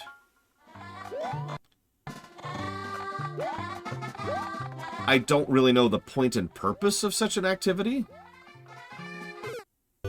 Yeah, exactly. Like, what? Why bother? Is this just... Yeah, is this politics? Is this elitism? Is this cultural bias? Is this trying to push an agenda? Like, I've talked before about how most producers... The biggest job a producer has at a video game development company is not actually producing the game, weirdly enough. It's being the jackass in the suit supporting that particular game against all the other jackasses in suits who are trying to support their games. I've talked about this a lot because this comes up during Mega Man. So, it's entirely possible that some jackass in a suit was pushing some other game series. And their evidence that they were pushing, this agenda, this narrative they were pushing, was that the FFs didn't sell, and therefore, their series should be getting the support instead. Now, that is pure speculation, but that kind of thing happens all the freaking time. And probably was happening, regardless of if it was happening in this exact case or not. You've got to be kidding me.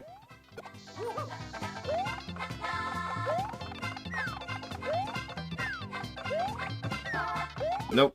Oh no! This is insanity. I'm not even going to reach the second stage. I don't remember Insana. I'd have to go find it again. Long enough ago that I'm pretty sure I talked about it during the lore run, which was years ago at this point. So this is not a recent thing at all. Jesus Christ. Sure, let's try the White Tunic and see if that helps any, because this is just kind of a waste of my time. No pluses, I'm just gonna say that.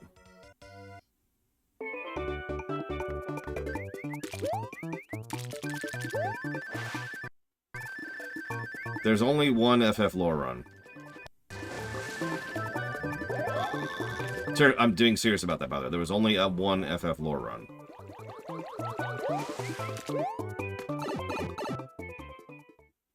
Yeah, no, exactly, Pleasure Storm. And it contains Ultima. That's true.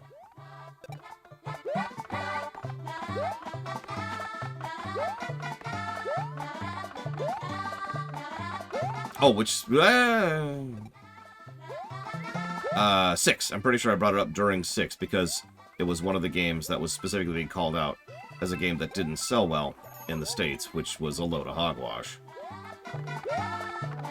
Now, there's another layer of aggravation on top of all of this, too, which has to be acknowledged. Sales figures are not exact. Digital sales figures we can get exact records on. But other sales figures, not quite as much. Because, most of the time they just track units shipped. Note that I don't say units sold, just units shipped. So if they send 15 million units to a GameStop and none of them sell, then that's a sales figure. You've got to be kidding me. That's a sales figure of 15 million.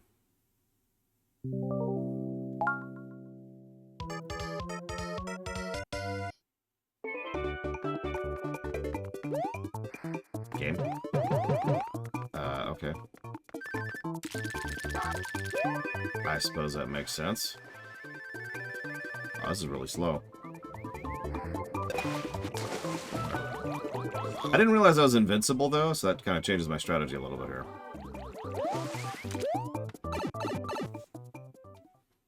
Yeah, we're on the DLC stuff that I definitely very legally am physically capable of purchasing, wink wink. But yeah, like, sales figures are really misleading. It's why I try not to lead on them too much. It's also worth noting that the sales figures we have are reported by the companies themselves. And companies have a very vested interest in lying about their sales figures. You know, the Chinese problem, if you will. It looks like it, Blade Jamal.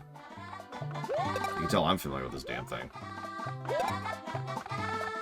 Yeah, then there's, like, creative accounting, which is its own levels of bullcrap. Honestly, I don't want to get into if that's okay with you. Because there's not, like, one method of creative accounting, right? There's just all kinds of methods of bullcrap that people do. In order to be like, oh, yeah, no, we sold this much to this many profits here and there, and it's definitely a real thing, wink wink.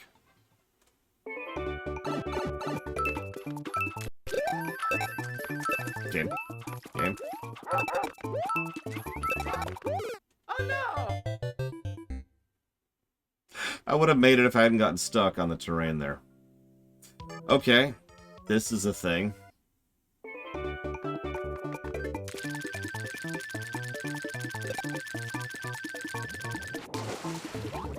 Yeah, fun fact, the FF5 is too difficult excuse is something we know at this point is complete bullcrap.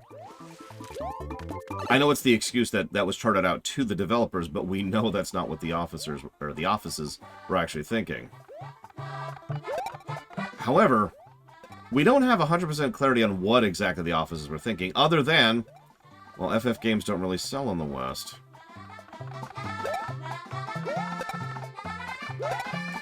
Now, that's not the same as why FF2 and FF3 weren't released in the West. We have a pretty codified reason for that. It's not a good reason, but it's a reason. So, the problem was that the FF1 through 4 is such a short development time across all 4 games, and the West was so far behind in the FF series and in, getting access to a lot of the Japanese games in general, that by the time that, FF1 was coming out in the States, FF4, or I think 3 actually, was already being worked on. And by the time FF1 was a success in the States, FF4 was already being worked on. I might be getting the exact timeline there mixed up, but you get the point. That's one of those interesting misreported things as well, Big Taval. Oh, god damn you. No, I'm gonna make it. I'm gonna make it. Screw you, game. Alright, what's stage 2? Oh yeah, Mario time. So, FF4, was it dumbed down for the States because it was considered too hard? No. Was FF4 dumbed down because it was considered too hard? Yes. That's why FF4 Easy Type exists.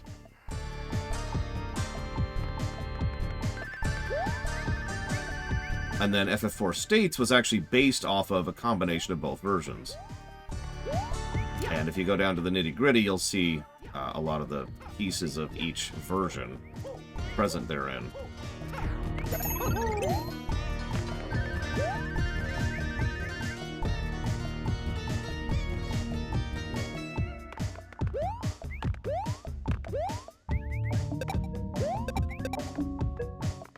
Really? Okay. As a reminder, if I die at any point in time, I have to go back to stage 1. Let's point that out. Speedrunners usually use the original Japanese version, but that's because the original Japanese version is the buggiest. Most speedrunners prefer bugs over everything else.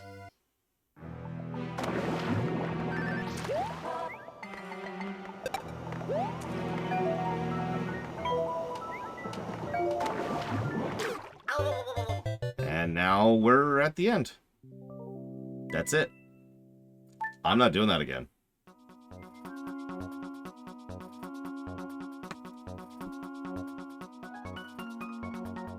Aha! I was right, Pillars of Snow. Yay for being right.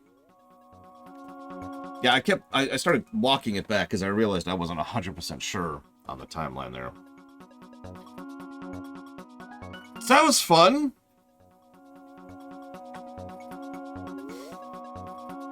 Let's go beat the game. I'm going to close down the guessing game basically now.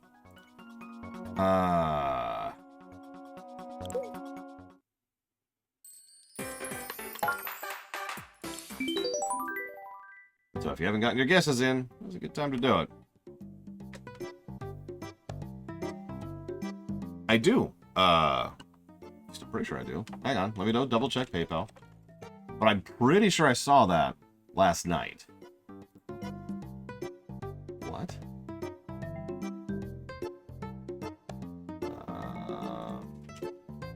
Hang on.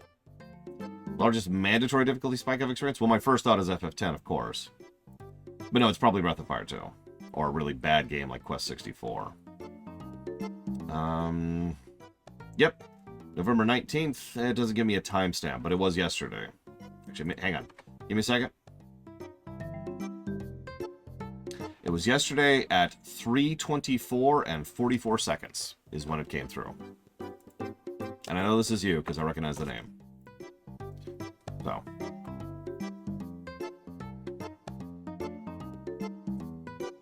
Now, 1 second, please.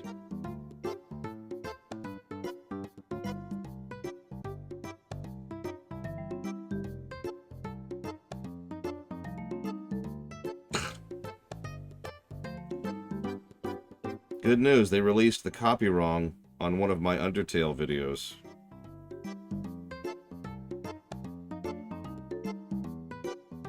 I'm so confused by that.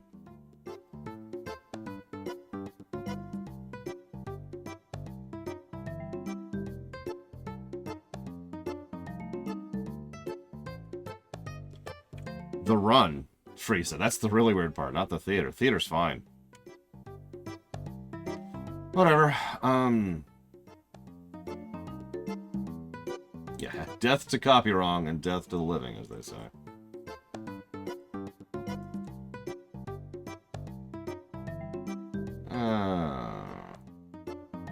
Goodness.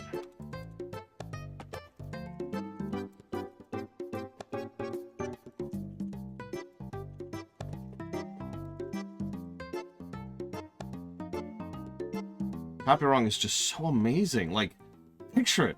I could just be like, hey, Insana, I just copyrighted Poland, okay? So, that's my property now. So, if you live there, you owe me money. Okay? So pony up.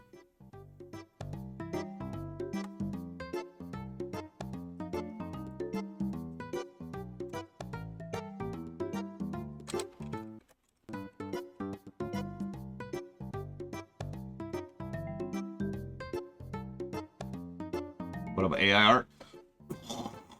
All right, so.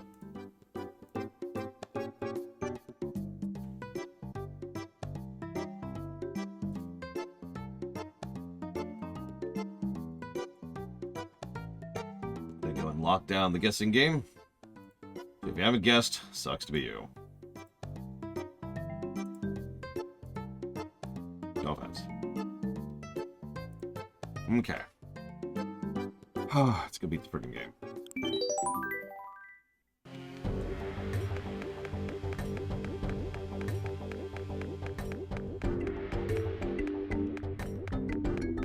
It's a good time. You know, that would be funny.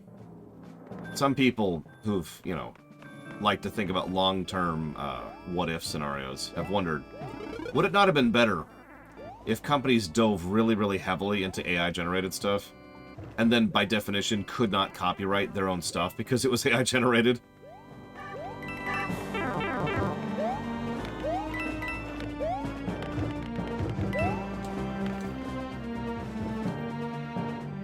AJ Palmer.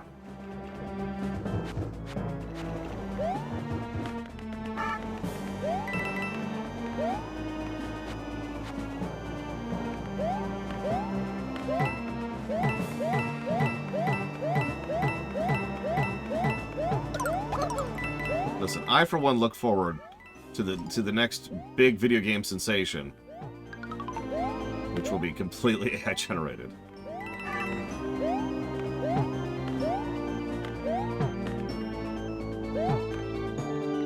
Yeah, no, that's exactly what just hit me, telling you. Go figure.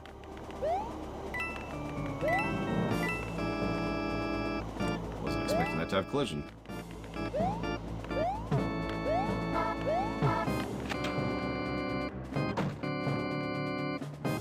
I forget which one it was, but during the recent game announcement conference, the one I actually covered, there was a woman who was like, "Hey, we're gonna make an AI generated game. Like it's basically a D&D light, except with an AI GM." And I remember looking at that thinking, God, that sounds so terrible. I wonder if they ever made that stupid game.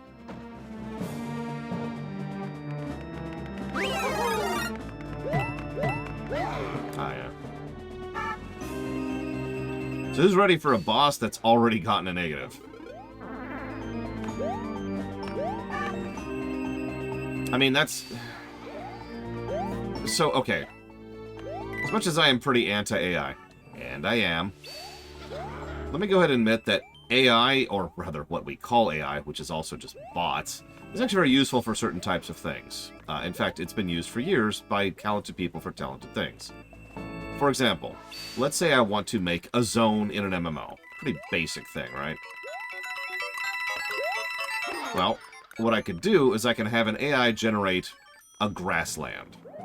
Once the grassland is generated, then, now that that bulk work is done, I go back through and I actually polish it up and turn it into an actual zone. Now, that's one specific example, but that's the type of thing that AI is really useful for. Handling that kind of gross bulk work in order to speed up the overall process and allow you to focus on the thing you actually should be focusing on, which is doing the actual site-specific stuff.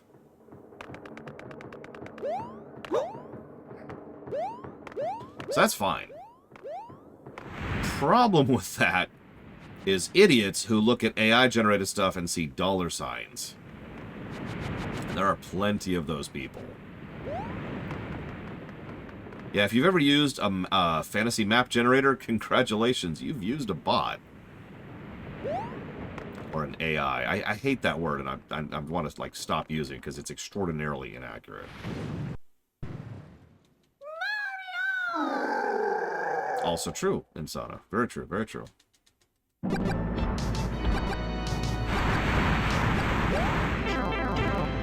Oh. Okay. Datafier.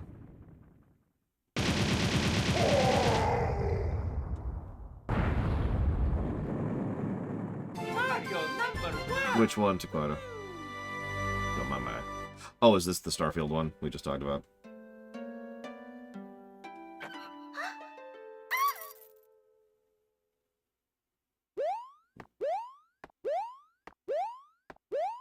So, you ready for a terrible boss? Oh, that was Seth. My bad, my bad. I get those two confused a lot.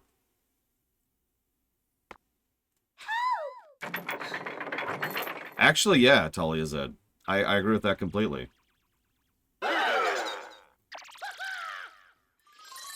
We're nowhere near that, Columpaluso. We're a century or a millennia away from bots being at AI. What we have right now is extraordinarily not intelligent, sentient, or sapient. Ask anybody who's actually worked on AI generation, they will tell you the same thing. We are nowhere towards that.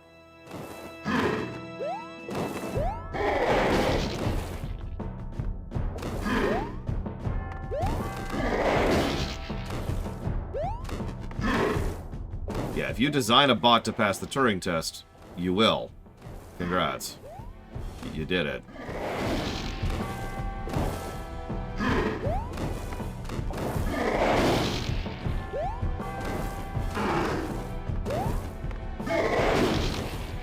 Yeah, I feel like a lot of people, and this is one of the reasons I don't like using the word AI, a lot of people don't actually understand the nature of what the bots actually are and what they do.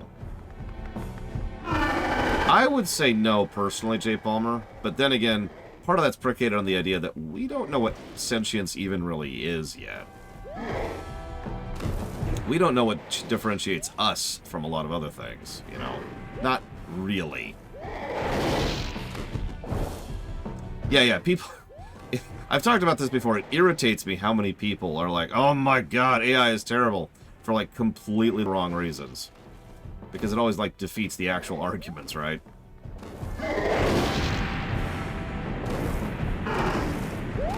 That's irritating. So I know it's coming this time. Something got me killed twice on Phase 3 of this fight last time. And it's bullcrap. There's collision blocks up above. And if you hit them, well, what usually happens when you bump your head happens. And your jump arc gets interrupted, and then you fall to your death, because that's instant death lava. And by the way, if you die at any point here, you start over from the beginning. Phase 1. So, yeah, this is already a negative. Unquestioningly.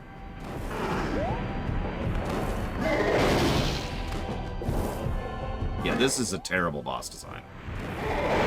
It's slow, boring, and bullcrap. All in one package, which is honestly kind of impressive. Yeah, those spots right there.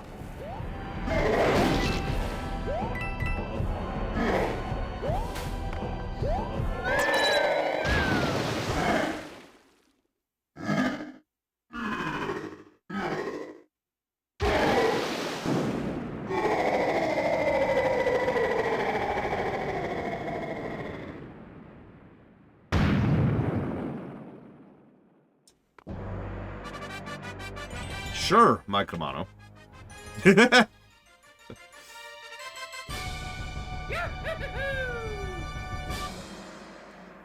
lame last boss, negative to gameplay.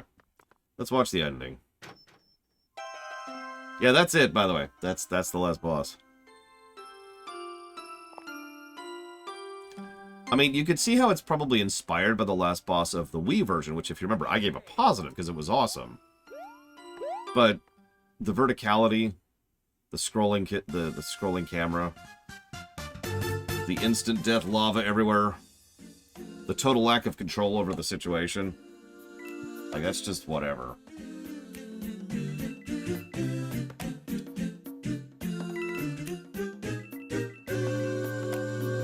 Tell me this isn't the ending. Oh yeah, that's the other thing. It's an auto-scroller.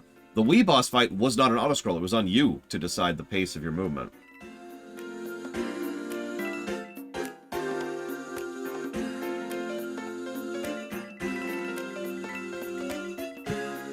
Yeah, no, you can run around, jump, and gather more coins here. You can be like, yeah, get more coins. Let's go, Peach.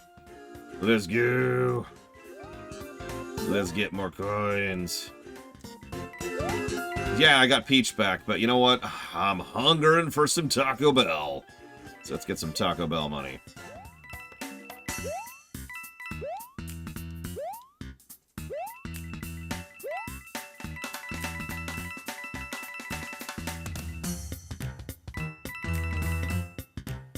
It's actually impossible to get all these coins. And it's nearly impossible to avoid all of them. Shoutouts to GamerChamp. She does challenge runs and on YouTube, and she's awesome. You should go check her out. She does some great stuff. If Ross was there, I'd recommend one for him. But... Do it, Brigman.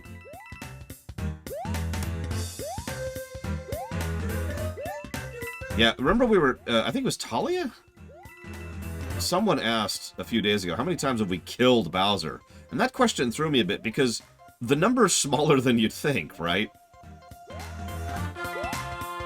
Like, we defeat Bowser all the time, but kill? Like, I think it was 3 times, something like that. Because there's New Super Mario Bros. DS, where we melt his flesh off of his bones. He is then revived, but still. There's arguably Galaxy 1, where everybody in the universe dies. You know, the reset.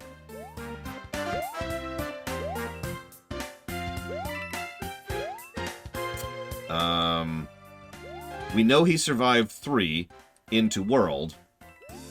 He probably survived World. He definitely survived Yoshi's.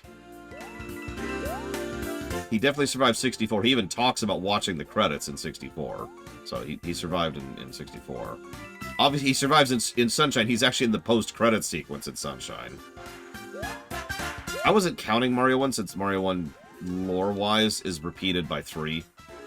Because 3 is just a retelling of 1. If you count 1 as a separate one, who frickin' knows? That changes a lot of questions. So I tend to, like, mentally eject 1. I've actually heard an argument several times that it's not even Bowser, like, narratively, in 1. And honestly, yeah, I can see that. Boy, get down here. Iwata, F.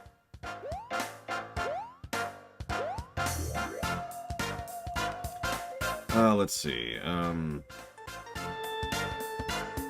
Galaxy 2, he's fine. In 3D Land, he's fine. In 3D World, he's fine. In Odyssey, he's in the post-credits. Spoilers.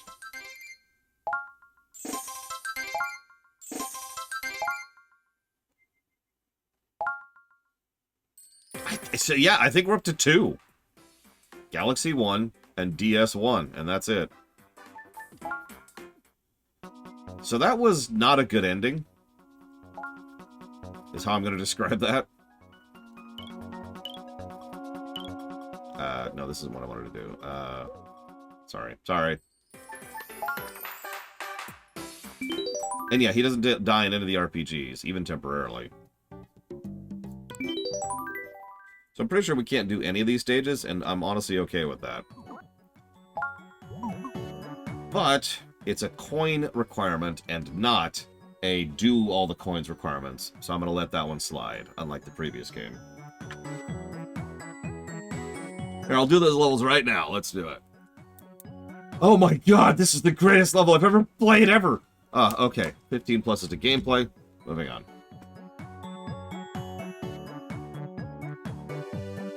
He certainly takes a couple of hits in Mario & Luigi 3. In fact, he gets flattened by a castle twice in Mario & Luigi 3. Which isn't a lot, really, but it's strange that it's happened twice. What do you mean, Act? Be specific. What are you asking about?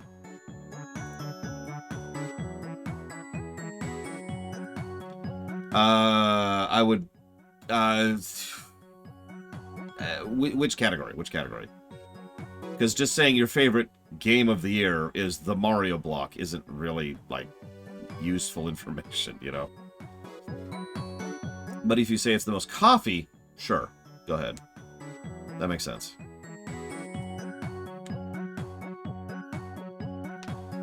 Or your favorite stream would be another example. Or your least favorite stream. Let's see. So let's do a quick audit here. I've actually already done most of the paperwork off camera. Because of course I have. Sleep is for the weak and for the dead.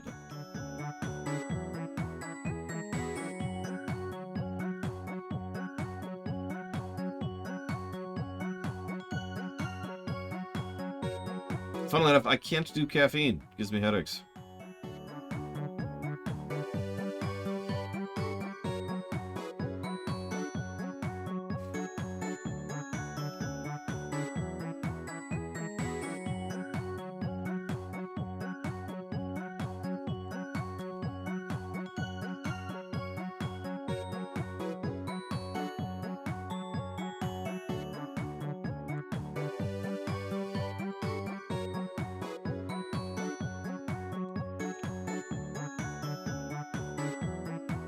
I've heard that too, Mike Romano. I've even gone back after I discovered that my headaches were caused by caffeine and decided to try caffeine in a more regulated, more medicated environment. Lo and behold, gave me a headache. So I just stay away from it now. I have to be careful what teas I have too, because there's a lot of tea out there that doesn't really define, or I'm saying that wrong. It isn't as overt about whether or not it has caffeine in it as I would like. Like, there's black tea, which is obvious, and there's green tea, which is obvious, and then there's everything else. And a lot of teas, you have to go digging, like in the fine print of the background to find out if they are caffeinated or not. Because, like, even floral teas will sometimes use black tea or black herbs, or whatever the hell it actually is, which is caffeinated in the creation of that tea mix.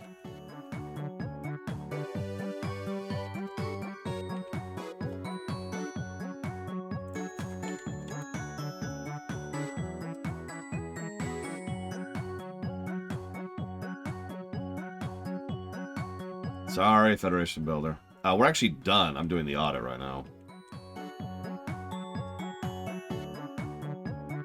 I don't know what you're talking about, Walker. You're on crack. Stop doing the crack, Walker. It's not good for you. We here at the Lore Walkers do not recommend doing crack. I mean, unless you really want to. Okay, fine. You could do crack, Walker. Jesus.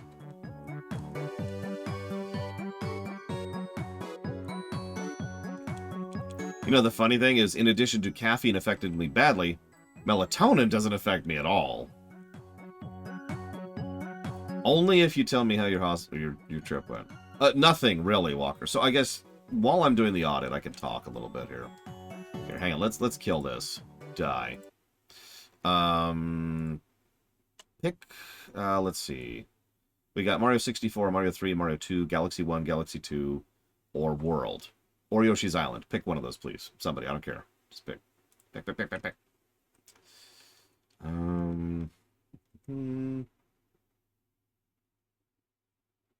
Yoshi. Okay, boom. Let's do it. That's several picks for Yoshi. That's funny. That amuses me. So, all of the games that are currently funded were already going to be funded. I already knew that walking in. It's just I hadn't actually pulled the trigger on updating the paperwork properly. Partially for psychological reasons, but mostly because I didn't want people to get confused. And, or sorry, no, I didn't want to get confused. And mostly because I didn't have the time. That actually took me about 40 minutes to update the website in order to make sure everything was all up to date and functioning and blah, blah, blah. So, getting all of those lined up took time. But I went ahead and got all of that done. And so, those are all the games that were already going to be funded. Like, for all intents and purposes, the queue hasn't actually changed. The only difference is it's now on the website. Make sense? Replayability of the game we just played. Question mark?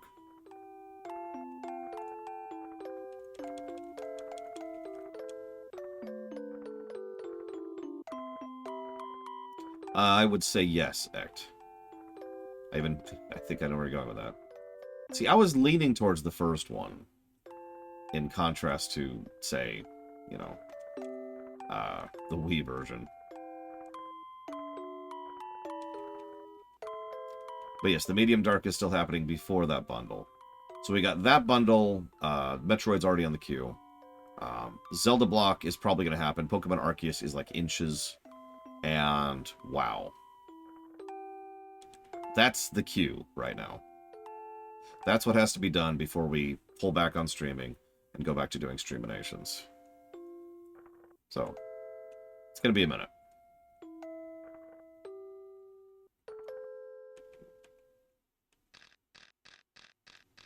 No estimate, Colin Palooza. Not even one. When it's done. Or soon, if you prefer Old Blizzard.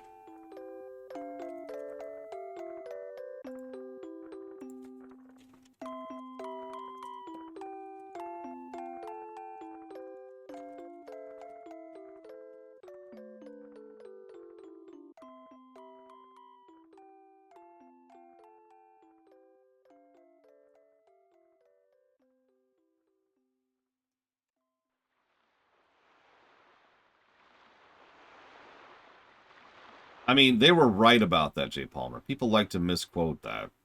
They were absolutely correct.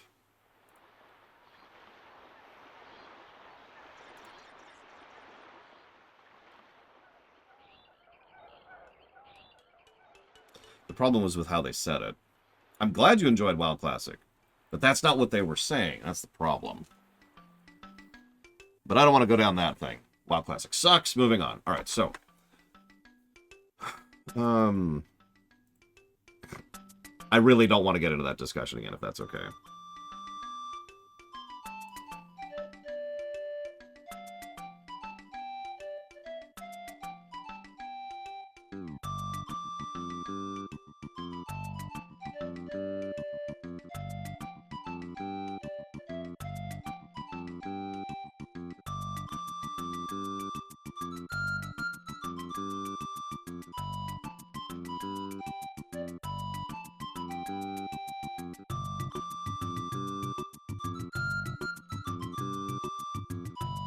What, I guess I could talk about it because I'm just trying to get numbers typed in here. The problem is what they meant is not quite what they said. What they meant is most people don't know what it means to have WoW Vanilla. The crowd who wanted WoW Vanilla obviously wanted WoW Vanilla, right? Fine. But, that's not actually, like, I don't have a nice way to put this. That's not what they were talking about. People who are like, oh man, vanilla, for the most part, are people who are drowning in nostalgia. And there's a reason why so many people jumped into Classic and then immediately bounced out. Now, obviously, there are people who actually like Classic. This is one of the reasons I support the idea of Classic existing. Because, obviously, historical preservation, which is duh, but also because there is a crowd of people who wants that. But there is a not insubstantial crowd of people who jumped into that and were like, oh god, this is so horrible! And jumped right back out of it because nostalgia is a powerful thing. And most people, to be as absolutely nice about this as I can, don't actually remember or think about things that they remember enjoying. This is something we've covered extensively on this very show. I am not immune to this effect, by the way. So, yes, but then immediately afterwards, no, Yura, put simply.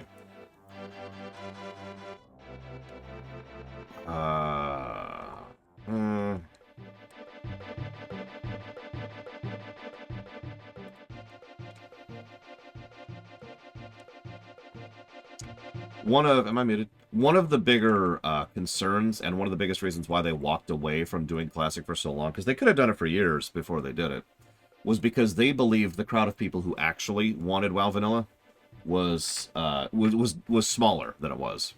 And the problem there is there was no way to tell. Even when they finally pulled the trigger on it, it was just a it was a gamble. Because there is no way to tell. Because if there's no metric, there's no ability to reach out to gamers and say, hey, do you actually want WoW Vanilla?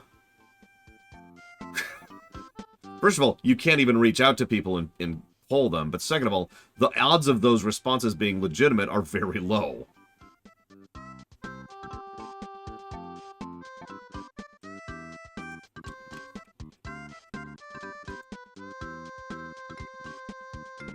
So they gambled. I'm glad they did. I would have probably pulled that trigger earlier, but again, I would have done it for different reasons.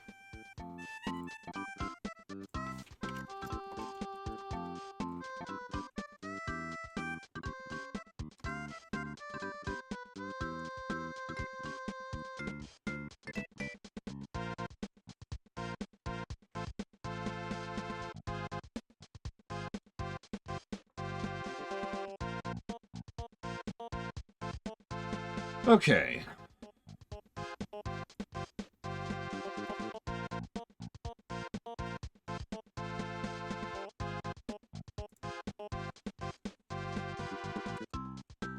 Well, yeah, that's about right. So, without preamble. +2 to story, +30 to gameplay. That's a pretty decent ratio of 89% on the gameplay axis, and a pretty decent density of 4.8 gameplay per hour. Yeah, no kidding, Luke. New Super Mario Bros. 1 got a 45. Do you think this scored higher or lower than that? Can I get a drum roll, please?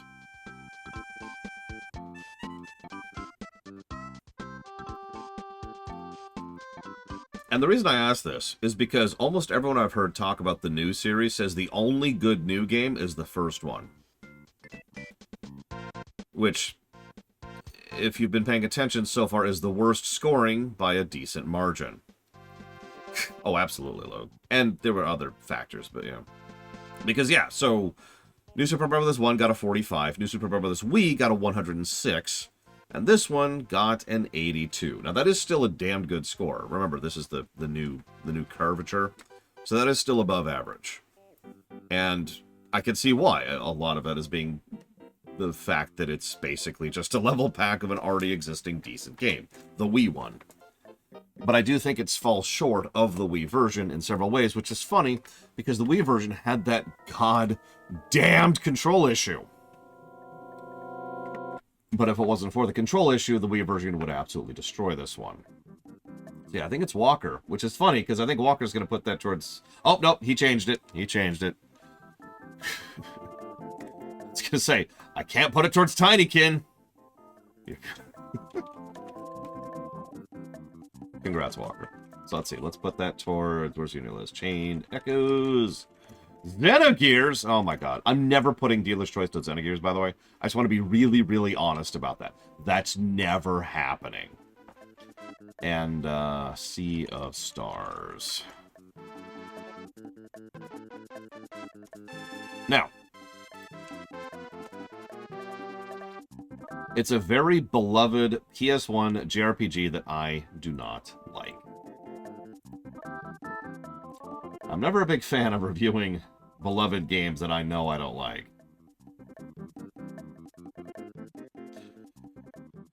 Alright. Woo. Hang on a second.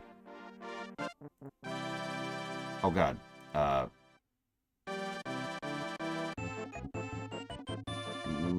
Give me a sec.